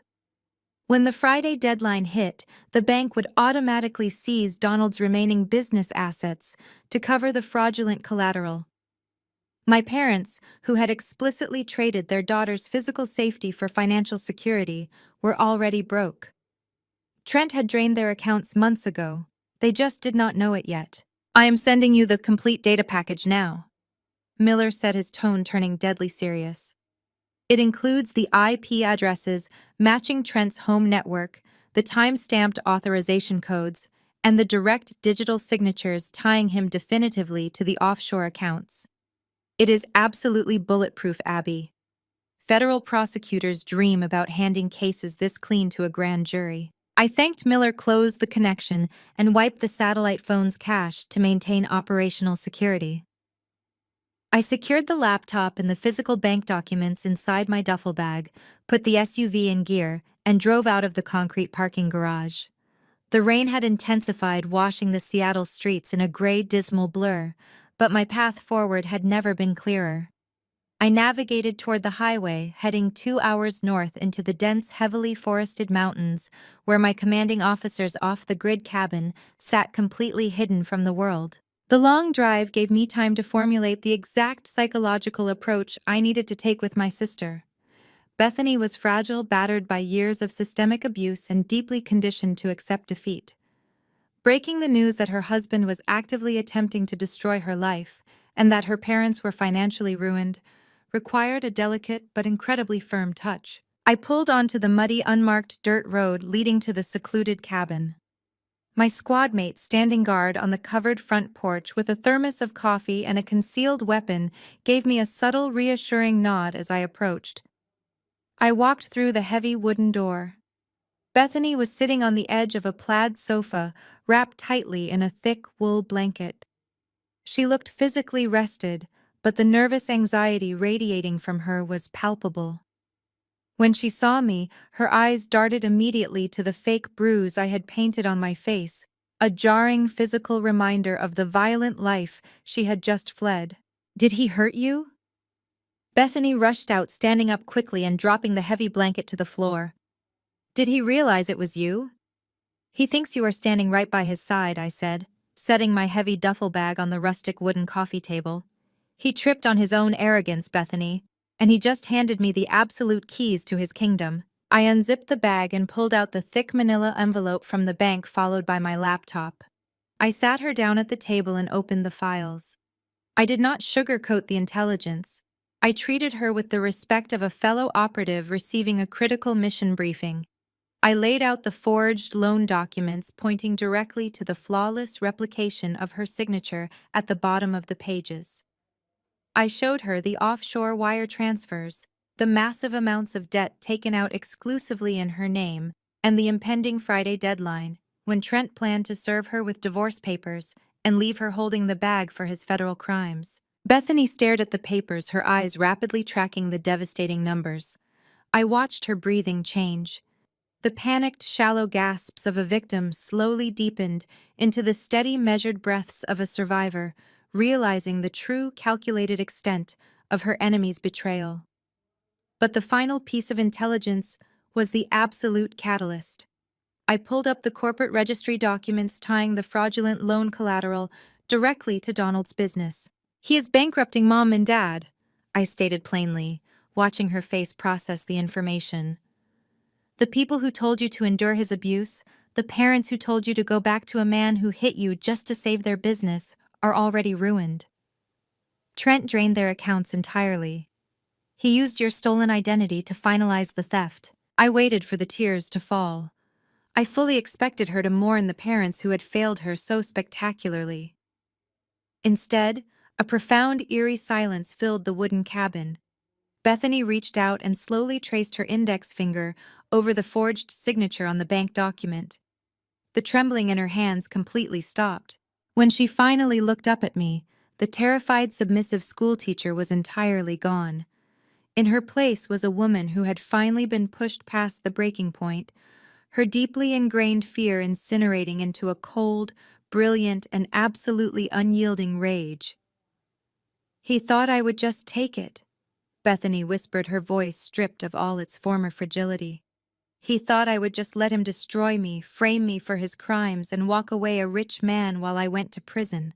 "He thought wrong," I replied, a slow, predatory smile matching hers perfectly, "because we are going to burn his entire life to the ground." I opened my encrypted laptop again and initiated a secure video conferencing link. The screen flickered to life, revealing the sharp, intimidating features of a woman sitting in a high-rise corner office, framed by the Seattle skyline. "Bethany," I said, gesturing to the screen, "I would like you to meet Veronica Pierce. She is the most ruthless, aggressive, and highly effective divorce attorney on the West Coast. I put her on a massive retainer this morning using my own military hazard pay." Veronica offered a razor-sharp smile through the high-definition camera. "It is a pleasure to finally meet you, Bethany. Your sister has provided me with a fascinating preliminary briefing. I understand we have a highly sensitive, aggressively timeline-driven financial extraction to execute." Bethany sat up perfectly straight, her shoulders squaring in a flawless mirror image of my own tactical posture. She looked directly into the camera, radiating a newfound untouchable confidence. "We have exactly 48 hours until Friday," Bethany said, her voice ringing with absolute authority. "Trent thinks he is going to publicly humiliate me at a high society charity gala and serve me with divorce papers in front of my parents. He thinks he holds all the cards and controls the entire board." "Let him think exactly that," Veronica replied, leaning forward on her mahogany desk and clasping her hands together. "We are going to draft a countersuit so aggressive it will make his corporate legal team weep. By the time the federal authorities finish reviewing the financial package your sister just acquired, Trent will be begging on his knees to sign whatever terms we dictate." We spent the next 2 hours turning the secluded, quiet cabin into a highly functional strategic war room. We charted the exact sequence of events that needed to occur at the Friday night gala. We coordinated the legal filings, the timing of the catastrophic asset freezes, and the precise moment the trap would spring completely shut. Trent had spent years building a towering fortress of lies, physical abuse, and financial manipulation, completely confident that his wealth and status made him untouchable. He had absolutely no idea that the wife he thought he had broken had just allied with a Special Forces intelligence operative and a legal shark to orchestrate his absolute spectacular destruction. I left the secure cabin and drove back to the sprawling suburban estate, my mind calibrating the final phases of the operation. The rain had finally stopped, leaving the Seattle streets slick and gleaming under the streetlights, but the atmosphere inside the luxury SUV remained cold and rigidly focused. Bethany was safe hidden away with a Special Forces guard standing outside her door, her spirit slowly reigniting after years of systematic oppression. Now it was my turn to return to the enemy camp and maintain the illusion until the trap could spring completely shut. I arrived at the empty house, the silence of the massive rooms amplifying the stakes of the mission. I spent the next 24 hours meticulously preserving the cover. I moved through the lavish, sterile environment, ensuring nothing seemed out of place, keeping my burner phone close and waiting patiently for the enemy to make his next move. It came on Thursday afternoon. The sleek smartphone I had synced to Bethany's number vibrated sharply against the cold marble of the kitchen island. I let it ring 3 full times, controlling my breathing and locking my posture into the submissive, terrified role I needed to play before answering with a soft, hesitant greeting. Trent did not bother with pleasantries. His voice crackled through the speaker, dripping with the unwarranted, venomous confidence of a man who believed he held every single string in the puppet show. I could hear the faint ambient hum of a busy corporate floor in the background, indicating he was likely calling from his corner office, completely comfortable orchestrating domestic terror on company time. I hope you have spent the last 2 days reflecting on your disgraceful psychotic behavior. Trent sneered, his tone sharp and commanding. Because tomorrow night is the annual Children's Hospital Charity Gala downtown. You are going to pack a formal overnight bag, and you are going to meet me at the house by 5 o'clock to get dressed. Wear the emerald silk gown. It is the only thing in your closet that makes you look even remotely presentable. I pitched my voice perfectly, injecting just enough of a breathless, anxious tremor to feed his ravenous ego. Yes, Trent. Of course. I will be ready. You better be, he snapped, his voice dropping to a menacing pitch. Your parents are going to be sitting at our assigned table. Donald is practically begging me to overlook your hysterical little outburst at the hospital. Tomorrow night is going to be very important for you, Bethany. It is the perfect venue for you to publicly apologize to me for your violent behavior. You are going to stand there, you are going to smile for the cameras, and you are going to show everyone what a grateful, submissive wife looks like. If you humiliate me, or if you even think about stepping out of line, I will ensure your father's business goes entirely bankrupt before Monday morning. I smiled at the kitchen wall. It was a terrifying, genuine, predatory smile. I understand completely, Trent. Tomorrow night, everyone is going to see exactly who I am. I promise you it will be unforgettable. He grunted in deep, arrogant satisfaction, completely oblivious to the lethal double meaning of my words, and abruptly ended the call. The trap was officially set. He was walking willingly into the kill zone, dragging my complicit parents right along with him. Friday evening arrived with a heavy, oppressive stillness hanging in the air. I stood in the master bathroom preparing my armor for the final assault. The emerald silk gown Trent had demanded hung on the heavy wooden door. It was a beautiful, suffocating garment, designed specifically to make the wearer look like an expensive, voiceless accessory rather than an independent human being. I slipped it on the cold, heavy fabric, settling tightly against my skin. I took a tiny encrypted audio transmitter and secured it seamlessly into the inner lining of my clutch purse, establishing a direct, undetectable line of communication to Veronica and Miller, who were standing by in a secure location waiting for my signal. Next came the camouflage. I stood before the brilliantly lit vanity mirror and meticulously reapplied the violent purple and yellow makeup around my left eye, ensuring the fake bruise looked raw, tender, and incredibly painful.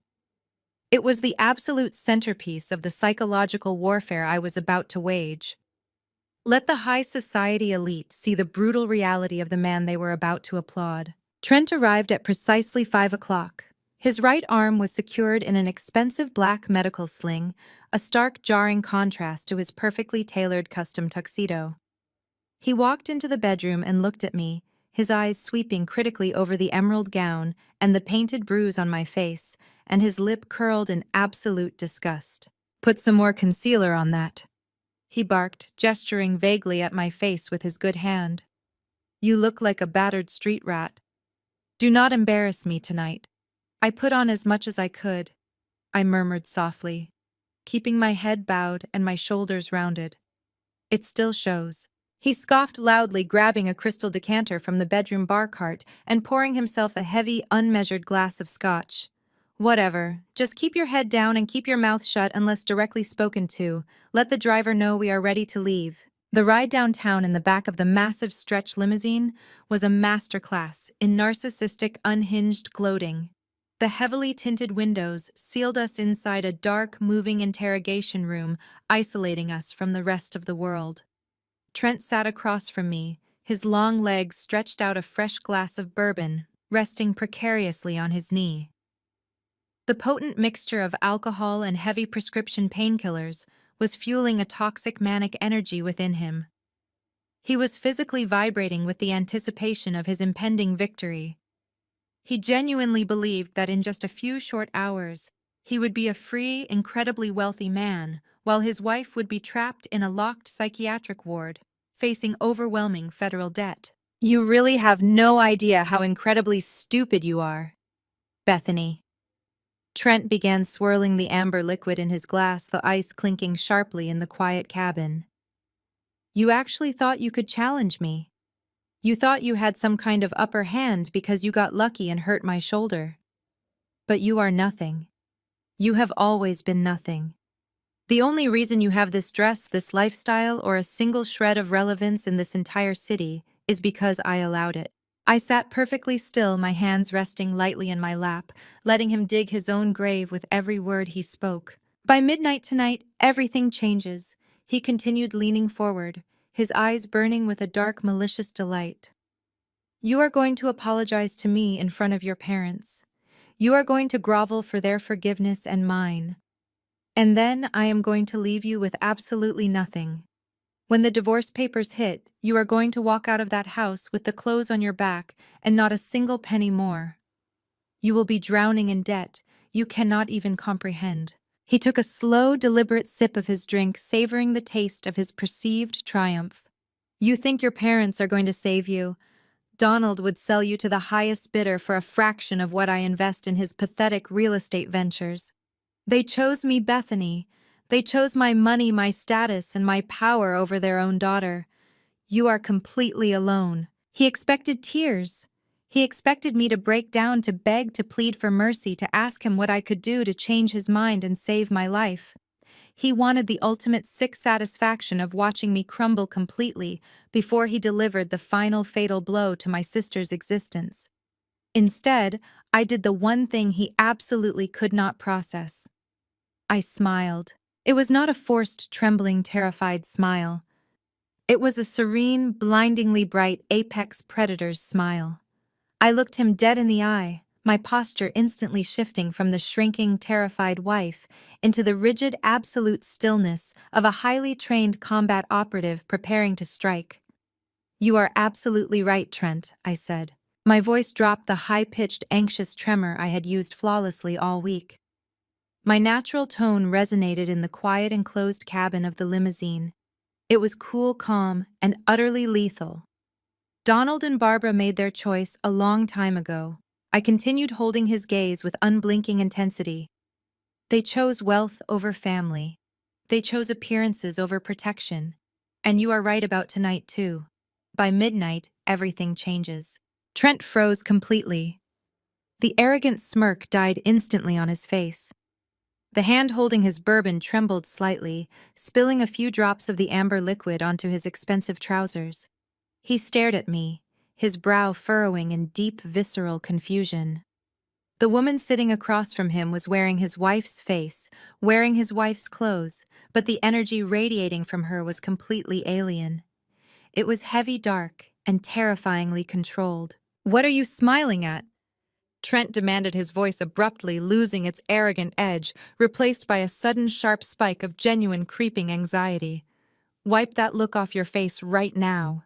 I leaned forward slightly, resting my elbows on my knees, never breaking eye contact for a millisecond. "I am smiling because I agree with you, Trent. Tonight is the perfect venue. All your wealthy friends, your corrupt business partners, my toxic parents, the entire social registry of Seattle, they are all going to be sitting in one single room. It is the absolute perfect audience. Tonight, everyone is going to get exactly what they deserve. A heavy, suffocating silence filled the limousine, pressing in on him from all sides. Trent opened his mouth to speak, to assert his dominance, to yell, but the words completely died in his throat. He looked at my calm, dead eyes, and a primal, instinctual fear crawled violently up his spine. His subconscious was screaming at him, warning him that he had walked blindly into a trap, but his massive, inflated ego refused to let him understand how. He shifted extremely uncomfortably against the plush leather seats, suddenly hyper-aware of his immobilized right arm and the severe physical vulnerability it presented against the woman sitting across from him. "You are losing your mind," Trent muttered, looking away from me and staring out the tinted window at the passing city lights, his breathing becoming slightly erratic. "You are completely insane. My lawyers are going to have an absolute field day with you. I am looking forward to meeting them," I replied softly, settling back into the leather seat and smoothing the emerald silk over my knees. The limousine slowed smoothly as we approached the grand illuminated entrance of the downtown hotel hosting the charity gala. Crowds of elegantly dressed people milled around the valet stand, bathed in the rapid, blinding flash of event photographers. The moment had finally arrived. Trent aggressively adjusted his medical sling, took a final desperate gulp of his bourbon, and plastered a fake, charming, media-ready smile onto his pale face as the chauffeur opened the heavy door. I stepped out into the cool evening air, the camera flashbulbs reflecting brilliantly off the fake bruise I wore as a deliberate badge of honor. Trent offered me his good arm, desperately playing the part of the devoted, tragically injured husband. I linked my arm through his, feeling his muscles tense rigidly underneath the fine fabric of his tuxedo. He was terrified, and he did not even know the half of it yet. The calm before the storm was officially over. It was time to bring the thunder. The grand ballroom of the hotel was a staggering display of engineered opulence. We walked through towering mahogany doors into a cavernous space bathed in the warm golden glow of massive crystal chandeliers. Waiters in pristine white jackets circulated through the crowd with silver trays of champagne navigating a sea of bespoke tuxedos and designer gowns. The air was thick with the scent of roasted truffles, expensive orchids, and the sharp metallic tang of ruthless ambition. This was the absolute pinnacle of Seattle high society, a room packed wall to wall with corporate titans, political power brokers, and old money heirs. Trent leaned heavily on my arm as we navigated the entrance, maximizing his limp and wincing theatrically for the benefit of the event photographers. He was playing the wounded martyr to perfection, soaking up the sympathetic gasps and concerned murmurs from the guests, who noticed his black medical sling. I kept my face angled slightly downward, presenting the perfect image of the subdued, attentive spouse, all while my eyes systematically scanned the perimeter.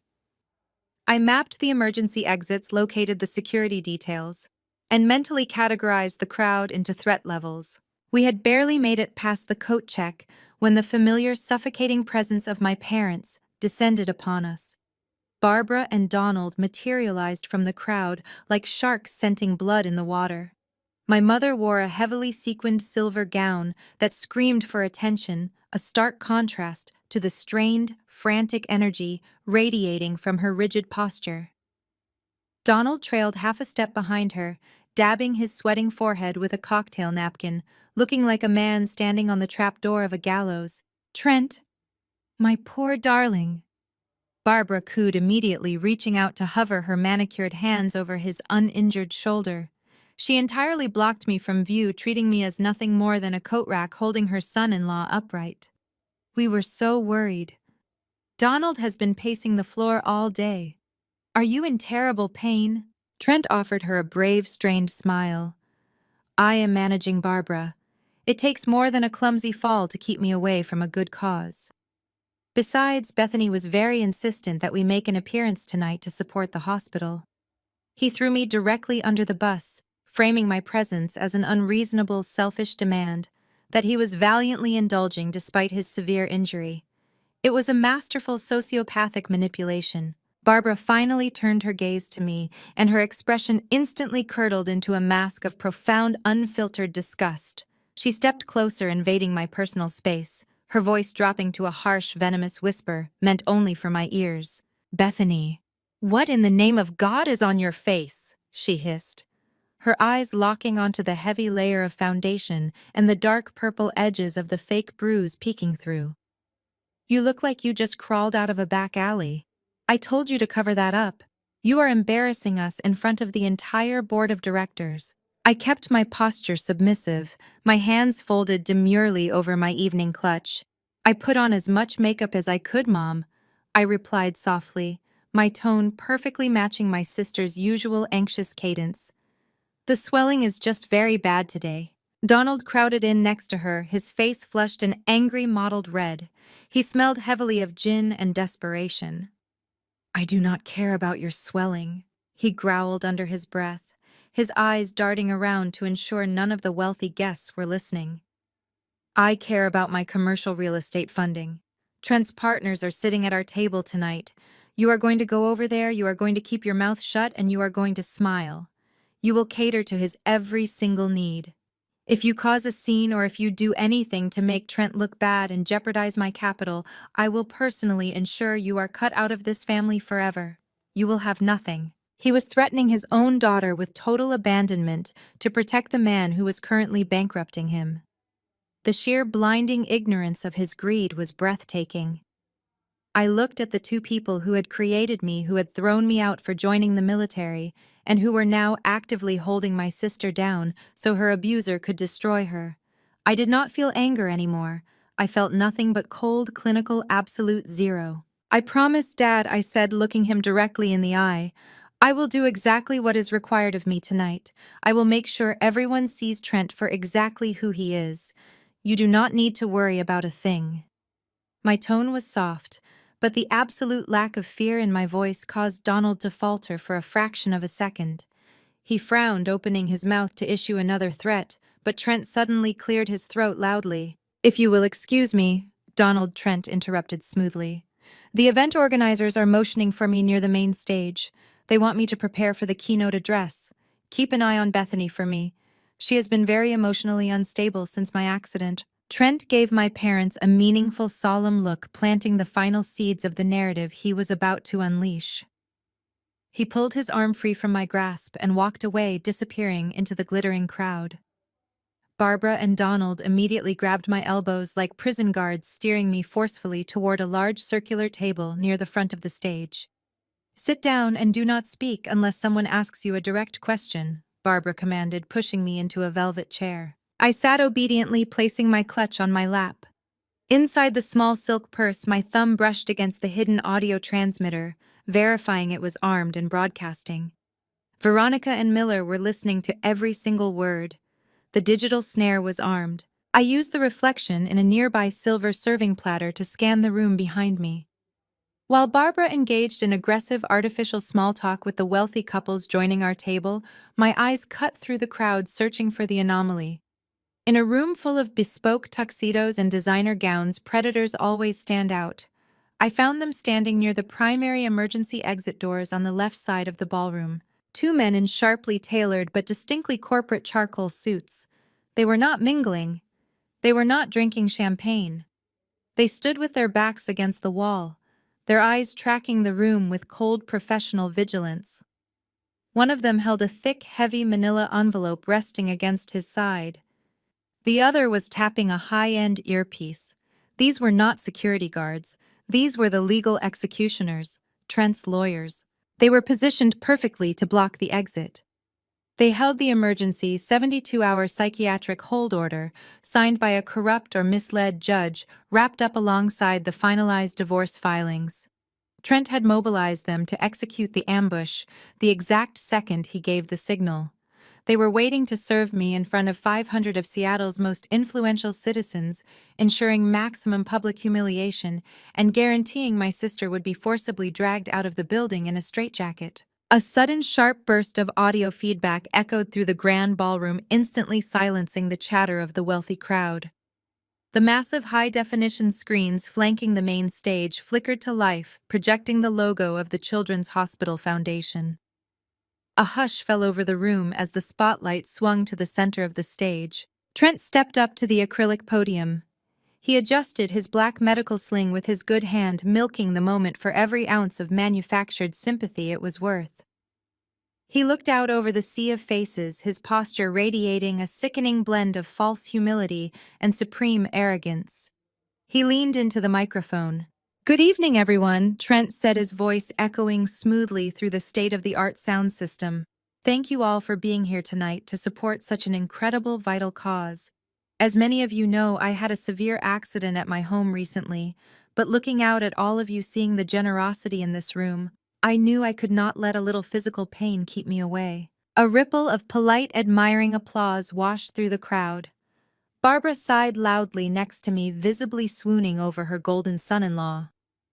Donald puffed out his chest, looking around the table to ensure everyone knew he was related to the man on stage. Trent raised his hand to quiet the applause. He looked down from the podium, his eyes scanning the tables until they locked directly onto mine. The mask of the charitable philanthropist slipped for a microscopic second, revealing the dark, malicious shark hiding underneath. "But tonight is not just about charity," Trent continued, his voice dropping into a somber, heavily affected register of fake sorrow. "Tonight is also about facing difficult truths. It is about acknowledging when the people we love are hurting, and when they are no longer in control of their own actions." The atmosphere in the ballroom shifted instantly. The cheerful clinking of glasses stopped entirely. The guests leaned forward, sensing the sudden, deeply uncomfortable turn the speech was taking. This was not a standard charity toast anymore. This was a public execution. Trent looked over my head, shifting his gaze to the back of the room. He gave a sharp, deliberate nod toward the emergency exit doors. From my peripheral vision, I saw the two men in the charcoal suits push off the wall. They began moving down the center aisle, walking with aggressive, synchronized purpose directly toward my table. The man holding the thick manila envelope raised it slightly, preparing to deliver the legal death blow. "I have always tried to be a supportive husband." Trent's voice boomed through the speakers, dripping with manufactured heartbreak. "I have tried to protect my wife. But recently, Bethany has suffered a severe, catastrophic break from reality. Her mental health has deteriorated into violent, unstable paranoia. I have tried to handle it privately, but the tragedy has finally reached a point where I must take drastic, heartbreaking measures to ensure her safety and the safety of those around her." Barbara gasped loudly next to me, her hands flying to her mouth in a performance of utter shock. Donald gripped the edge of the table, his face turning pale as he realized Trent was airing their dirty laundry on the biggest stage in the city. The lawyers were 20 feet away. Trent took a deep, shuddering breath for the cameras, raising his hand toward my table. "It breaks my heart to do this in front of all our friends and colleagues, but my wife needs immediate, involuntary psychiatric intervention. Bethany, I am so sorry." The lawyers closed the distance, stepping up to the edge of our table. The man with the envelope reached out to hand it to me, preparing to announce the federal psychiatric hold. The trap was officially sprung. The jaws were snapping shut. I did not panic. I did not cry. I did not shrink into the velvet chair. I unclasped the latch of my silk clutch, stood up from the table, and smoothed the front of the emerald gown. I looked at the lawyer extending the envelope, then looked up at Trent standing victoriously on the illuminated stage. I smiled. I did not reach for the manila envelope. I did not even look at the lawyer extending it toward me. Instead, I sidestepped the men in charcoal suits with a fluid, evasive maneuver drilled into my muscle memory from countless close-quarters combat exercises. The lawyer holding the psychiatric hold order blinked, his hand left hanging in the empty space where I had just been standing. Before he could recalibrate or attempt to grab my arm, I was already moving past the perimeter they had established. My mother gasped behind me, her chair scraping harshly against the floorboards as her hand grabbed blindly for the silk fabric of my dress. She caught nothing but empty air. "Bethany, sit down," she hissed, her voice laced with panic and the desperate need to maintain control over the family image. I completely ignored her. I strode down the center aisle of the ballroom, the heavy emerald silk billowing behind me with every calculated step. My posture was no longer that of a cowering, abused wife shrinking under the weight of high society. My spine was steel, My chin was raised. I walked with the heavy, rhythmic, undeniable cadence of a soldier advancing directly on an enemy position. The polite murmurs in the crowd abruptly died away. The wealthy elite of Seattle parted like the Red Sea, stepping back from the sheer radiating intensity of my advance. The hotel security guards stationed at the base of the stage shifted nervously, their hands resting near their radios, but they did not intervene. In their eyes, I was still the wealthy wife of the keynote speaker. They had no protocol for a submissive spouse turning into a tactical threat. Trent watched me approach the stage, his fake, sorrowful expression fracturing into genuine, wide-eyed panic. This was absolutely not in his script. Bethany was supposed to collapse at the table into a weeping, hysterical mess when the lawyers cornered her. She was supposed to be dragged out screaming, providing the perfect tragic visual proof for his narrative of her insanity. Instead, I ascended the carpeted stairs to the main stage with absolute terrifying calm. Trent instinctively took a half-step backward, his good hand gripping the edge of the clear acrylic podium as if it could somehow shield him from the storm he had just summoned into the room. I stepped right up to him, invading his personal space with aggressive precision. I did not yell. I did not shove him. I simply reached out my hand, closing firmly over the metal stem of the microphone. Trent tried to hold on, his knuckles turning white, trying to maintain his grip on his power in front of his peers. I applied a subtle, excruciating downward pressure on his immobilized right shoulder, using just 2 fingers completely hidden from the audience's view by the angle of our bodies. A sharp, involuntary hiss of pain escaped his lips, and his muscles spasmed. He released the microphone, instantly stepping back with a look of pure terror. I adjusted the stand, pulling it toward me, taking absolute control of the stage, the room, and the narrative. "Good evening, everyone," I said. My voice boomed through the state-of-the-art sound system, ringing with a deep, commanding authority that sent a visible shockwave through the audience. This was not the breathy, anxious whisper of Trent's trophy wife. This was the voice of a woman accustomed to issuing orders in hostile territories. My husband is a phenomenal actor. I continued, my cold gaze sweeping across the sea of upturned, bewildered faces. The silence in the room was absolute. You could hear the faint hum of the air conditioning. He has spent the last 5 minutes spinning a heartbreaking, carefully rehearsed tale about my deteriorating mental health. He has positioned himself as the noble, suffering patriarch, forced to make an impossible choice for the safety of his family. He has brought ruthless corporate lawyers here tonight, hiding like cowards by the emergency exit doors, ready to serve me with an involuntary psychiatric hold and divorce papers the exact moment you all looked away. A collective gasp rippled through the ballroom, heads turned toward the back of the room, spotting the 2 men in charcoal suits who suddenly looked very exposed and extremely nervous. I saw Donald and Barbara frozen at their table, their faces drained of all blood, looking like wax figures trapped under the dim lighting. Trent lunged forward, his face twisting into a mask of pure, unadulterated panic. "Bethany, what are you doing?" he hissed under his breath, his eyes darting wildly toward the security guards. "Stop this right now. You are making a fool of yourself. Get off the stage." I ignored him completely, keeping my eyes locked on the crowd of investors, socialites, and philanthropists. "But Trent is not a tragic hero," I announced, my voice cutting through the rising murmur of the ballroom like a scythe. "He is a predator. And while his acting skills are truly commendable, it turns out he is an absolutely terrible embezzler." I reached into my silk clutch and tapped the hidden audio transmitter twice with my thumb. It was the synchronized, pre-planned signal to Miller and Veronica, who were sitting in a secure digital war room miles away, holding the hacked administrative keys to the hotel's audiovisual system. "Execute override," I murmured softly, the words picked up perfectly by the hidden microphone. Instantly, the massive high-definition screens flanking the main stage went pitch black. The glowing logo of the Children's Hospital Foundation vanished. For a split second, the ballroom was plunged into shadows filled only with the confused muttering of 500 guests. Then, with a sharp digital crackle, the screens flared back to life. But they were no longer showing charity promotional videos or silent auction items. The screens illuminated the room with the glaring, undeniable reality of Trent's massive financial crimes. On the left screen, a massive blown-up image of the bank loan documents appeared in stark black and white.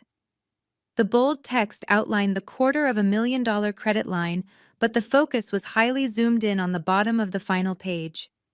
It displayed the forged signature of Bethany Montgomery clear and crisp for the entire room to analyze. On the right screen, a complex color-coded web of offshore wire transfers populated the high-definition display. Bright red arrows traced the flow of stolen capital directly from the accounts of Trent's wealthiest hedge fund clients, many of whom were sitting right here in this room, straight into anonymous shell corporations registered in Cyprus and the Cayman Islands. A collective murmur of shock turned into a deafening uproar of outrage as the elite attendees recognized their own names and the names of their holding companies plastered on the screen as victims of a massive Ponzi scheme. But the digital execution did not stop there. The screens shifted again seamlessly, replacing the complex banking documents with a rapid scrolling display of text messages. The contact name Courtney glowed at the top of the chat logs, complete with a red heart emoji.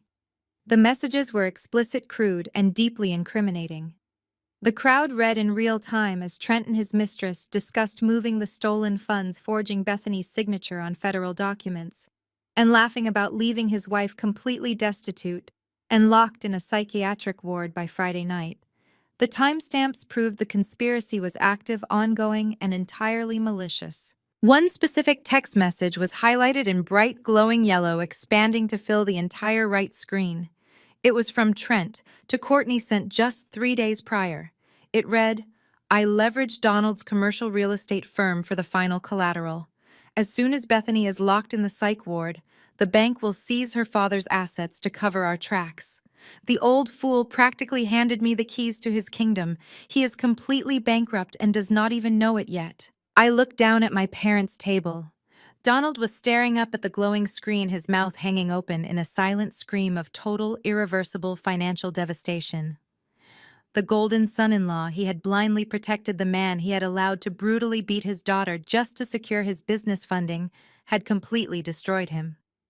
Barbara clutched her chest, hyperventilating, as the social elite around her turned their judging, furious, and mocking stares directly toward her table. The parents who had worshipped money over their own children had just lost everything in front of the entire city. Trent was physically shaking. The sheer overwhelming magnitude of his sudden exposure had completely shattered his mind. His pristine, untouchable world of privilege and power had been incinerated in less than 60 seconds. He looked at the massive screens displaying his federal crimes, then looked at me, his face contorting into a mask of feral, cornered rage. He forgot where he was. He forgot the news cameras, the wealthy crowd, the security guards, and the remaining shred of his public image. His ego could not process the defeat. He lunged toward me, his good hand reaching out violently, intending to physically drag me away from the podium. "Bethany, shut your mouth," he screamed, his voice raw, hideous, and echoing loudly through the live microphone. He raised his hand fully, intending to strike me down in front of half the city, reverting to the only type of control he truly understood. I did not flinch. I did not step back. I reached into my small silk clutch and slowly, deliberately withdrew a single pre-moistened makeup wipe. I held his furious, terrified gaze as I brought the damp white cloth to my left cheek. With one firm, sweeping motion, I wiped away the deep purple, the sickly yellow, and the angry red pigments. The heavy theatrical foundation smeared onto the cloth, leaving behind completely pristine, unblemished skin. There was no bruise. There was no trauma. The physical proof of his domestic terror vanished, replaced by the flawless, hardened face of a woman who had never once been his victim. I dropped the stained makeup wipe onto the clear acrylic podium. I leaned directly into the microphone, locking my eyes dead onto his panicked, shrinking pupils, and delivered the final fatal blow. "Bethany is not here," I said, my voice dropping to a chilling, absolute calm that resonated through every speaker in the grand ballroom.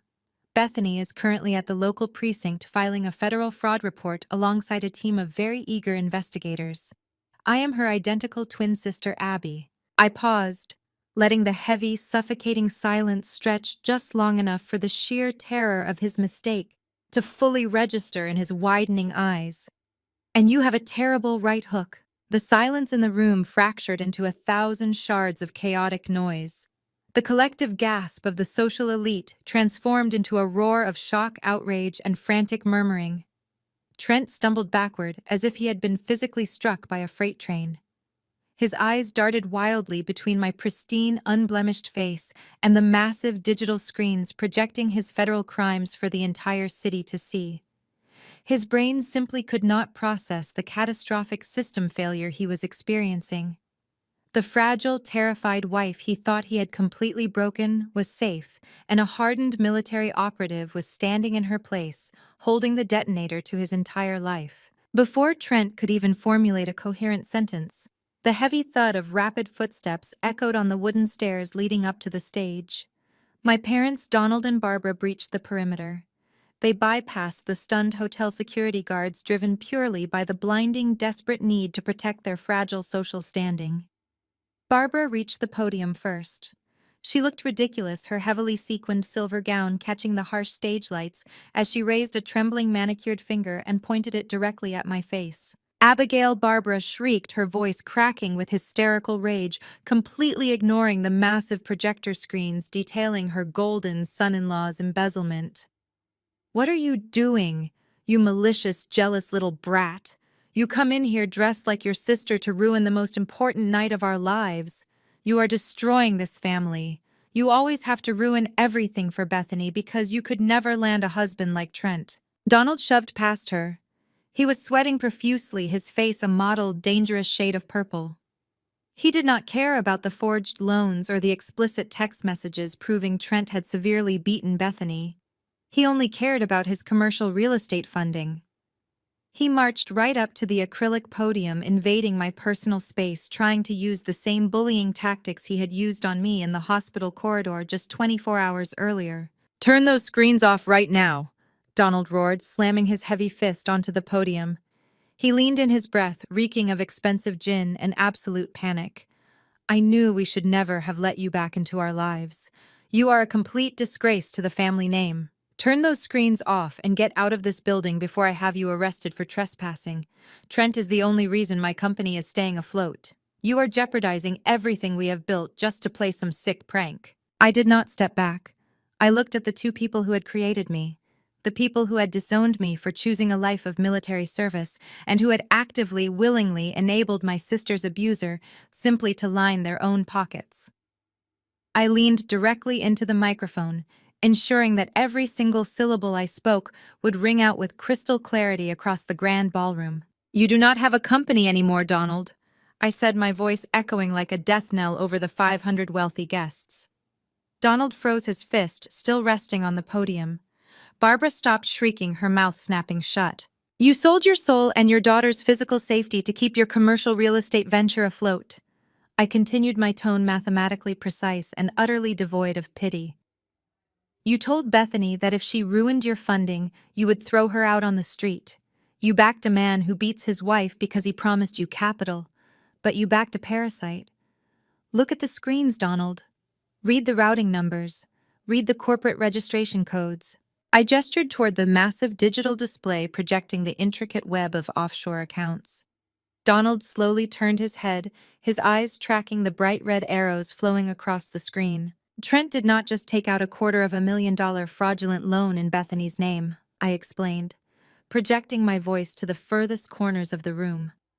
"He used the primary operational equity of your commercial real estate holding company as the guaranteed collateral. He leveraged the specific downtown properties you spent 30 years acquiring. He has been systematically siphoning your assets into shell corporations registered in Cyprus for the past 8 months.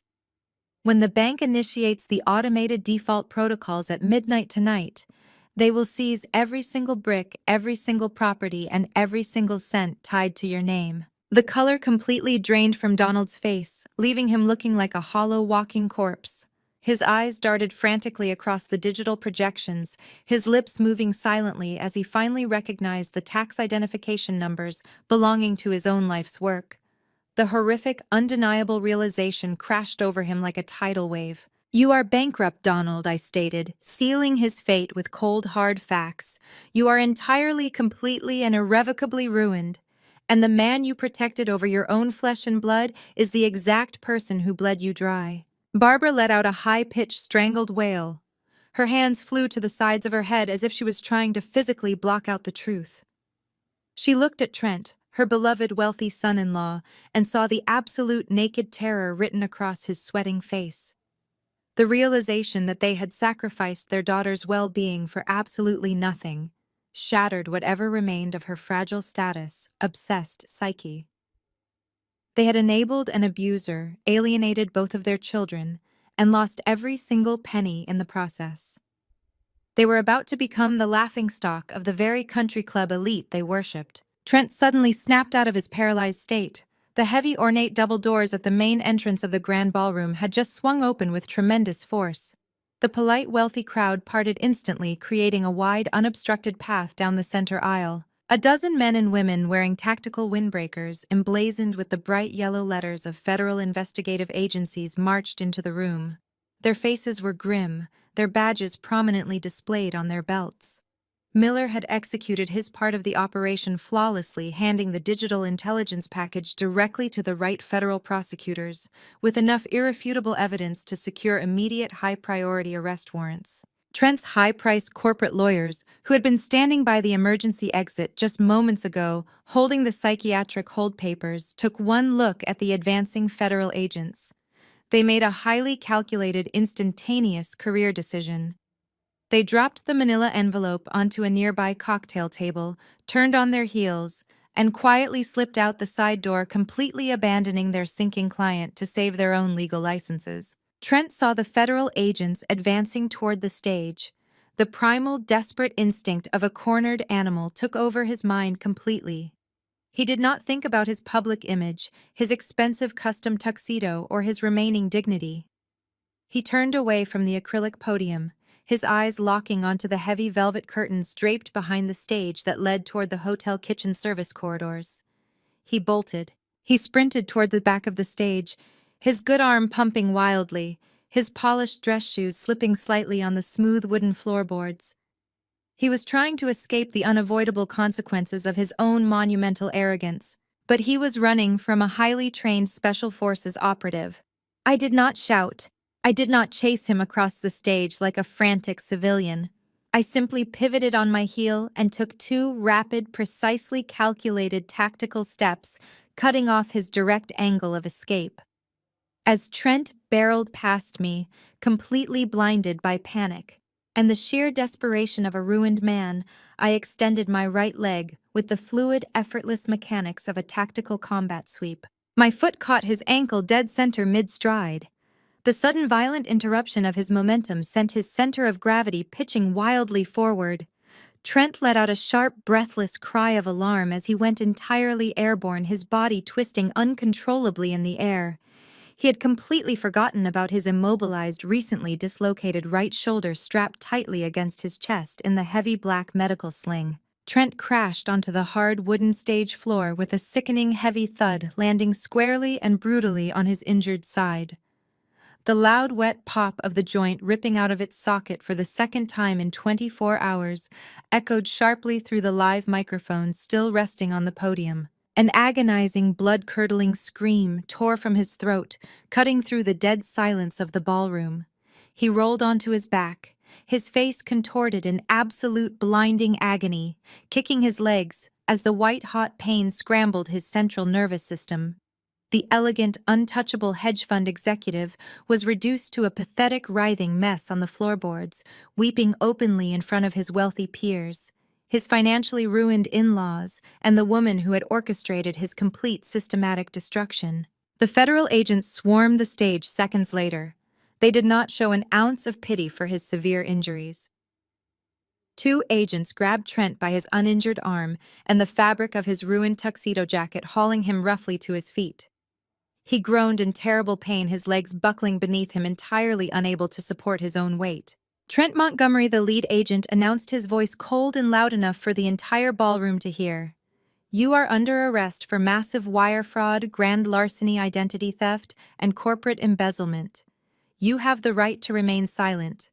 I highly suggest you start using it immediately." The agent snapped a heavy pair of steel handcuffs onto his left wrist, attaching the other cuff to a thick leather transport belt wrapped tightly around his waist to accommodate his broken shoulder.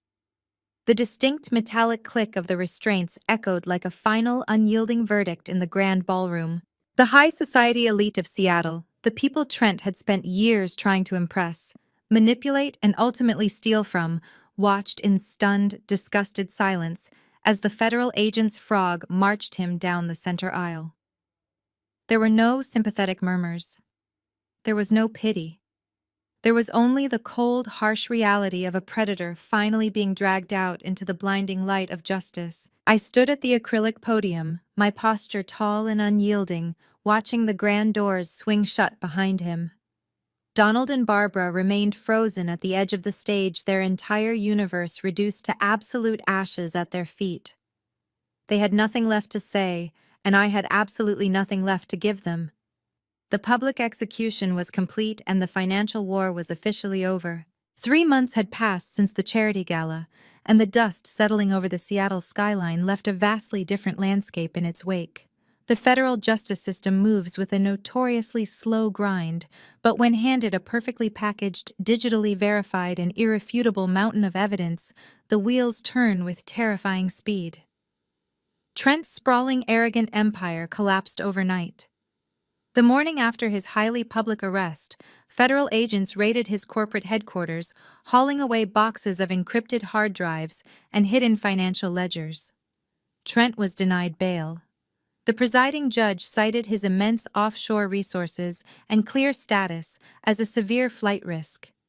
He was currently sitting in a federal detention center, forced to trade his custom-tailored silk suits for a standard-issue abrasive orange jumpsuit. His high-priced legal team abandoned him the second his accounts were frozen by the government. He was assigned an overworked public defender who took one look at the cloned text messages and the forged bank documents and advised him to plead guilty immediately. Trent was facing a mandatory minimum of a decade in federal prison for massive wire fraud, identity theft, and corporate embezzlement.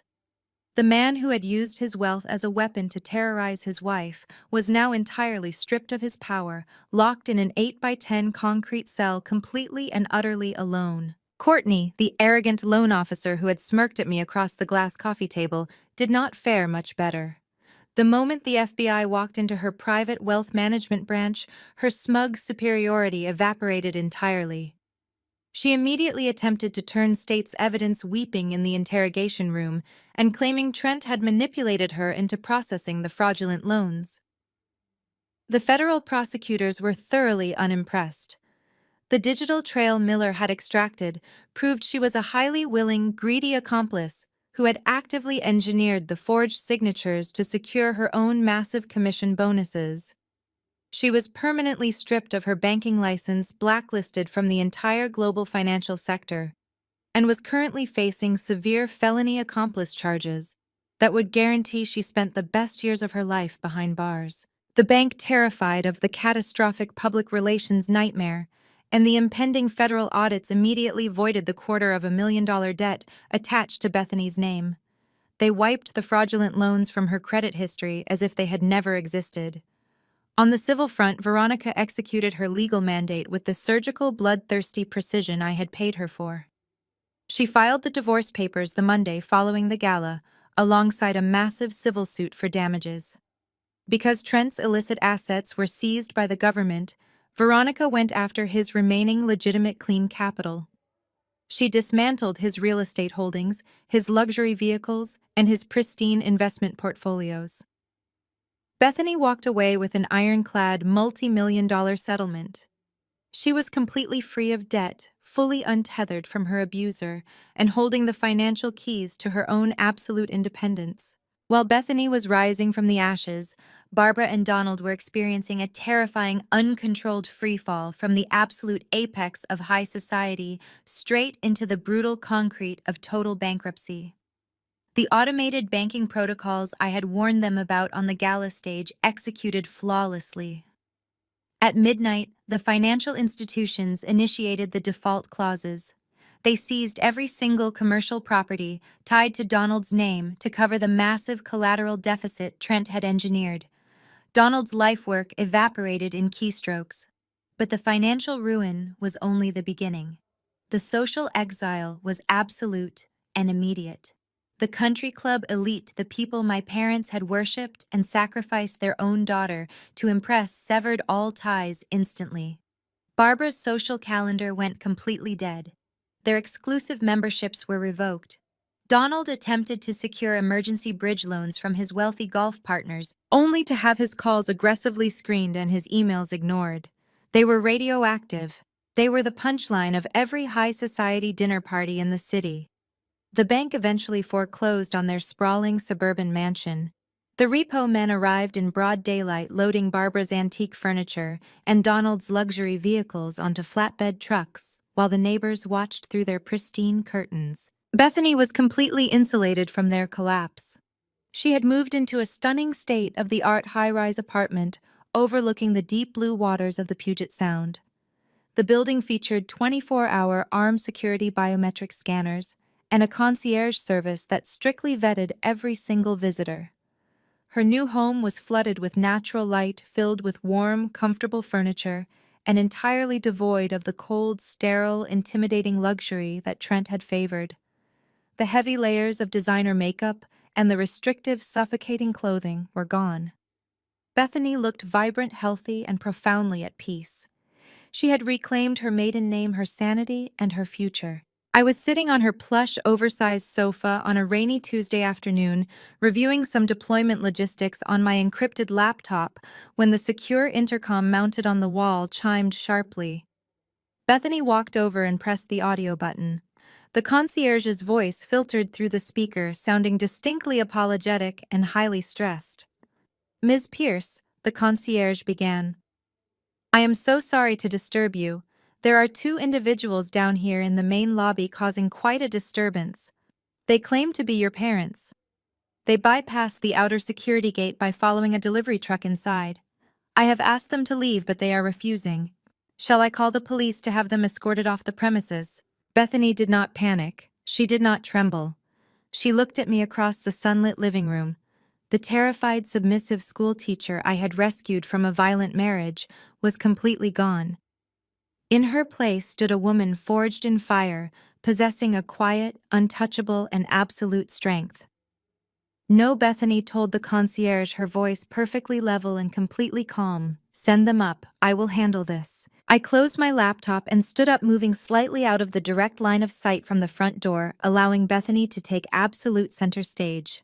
2 minutes later, a frantic, heavy knock echoed against the solid oak door. Bethany reached out and smoothly disengaged the deadbolt, pulling the heavy door open. Barbara and Donald stood in the brightly lit hallway. The sight of them was a staggering testament to how quickly arrogance rots when stripped of its funding. They looked visibly aged, utterly defeated, and completely stripped of their manufactured glamour. Donald was wearing an off-the-shelf, poorly fitted suit that looked like it had not been pressed in weeks.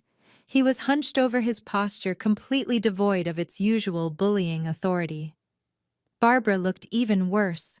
The perfect, expensive blowout was gone. Her hair pulled back into a messy, frantic knot. Her designer clothing hung loosely on her frame. The suffocating scent of her expensive floral perfume had been replaced by the sharp, undeniable odor of pure, unadulterated desperation. "Bethany," Barbara gasped out, her voice cracking, as she immediately launched into a pathetic weeping routine. "Oh, thank God.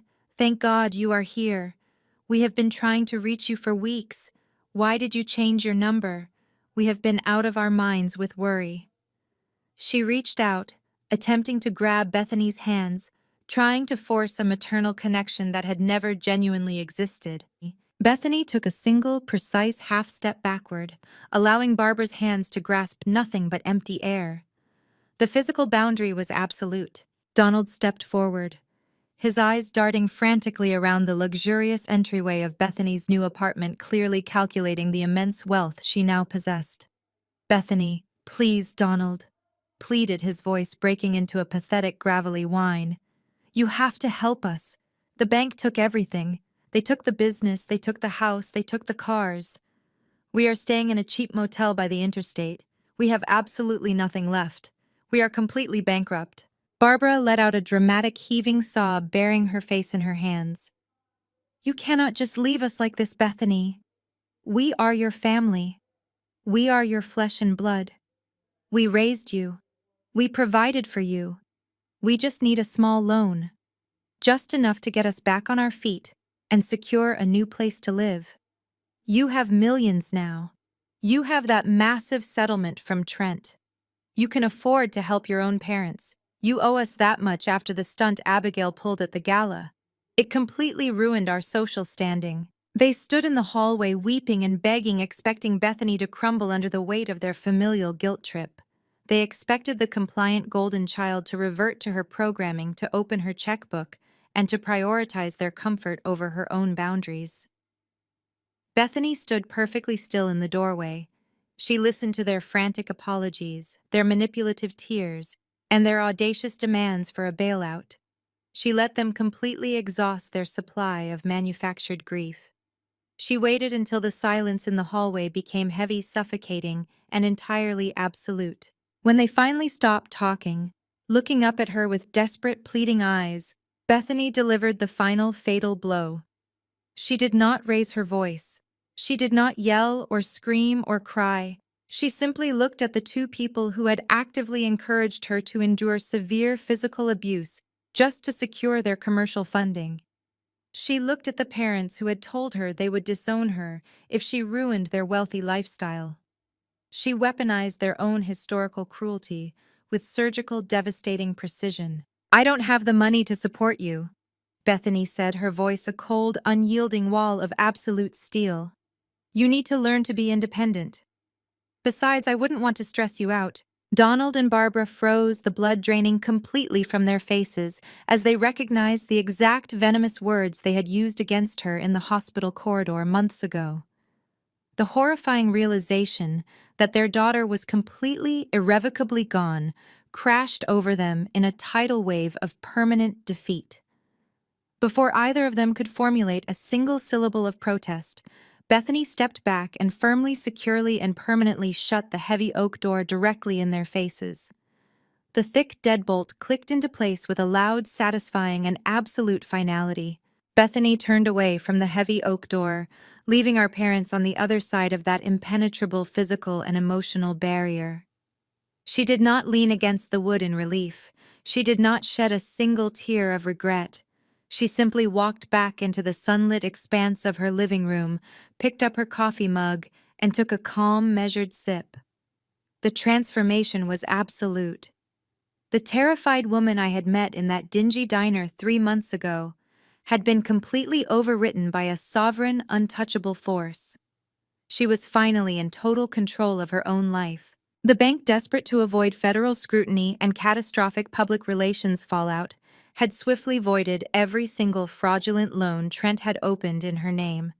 Her credit was pristine, wiped entirely clean of the $250,000 debt that was meant to bury her.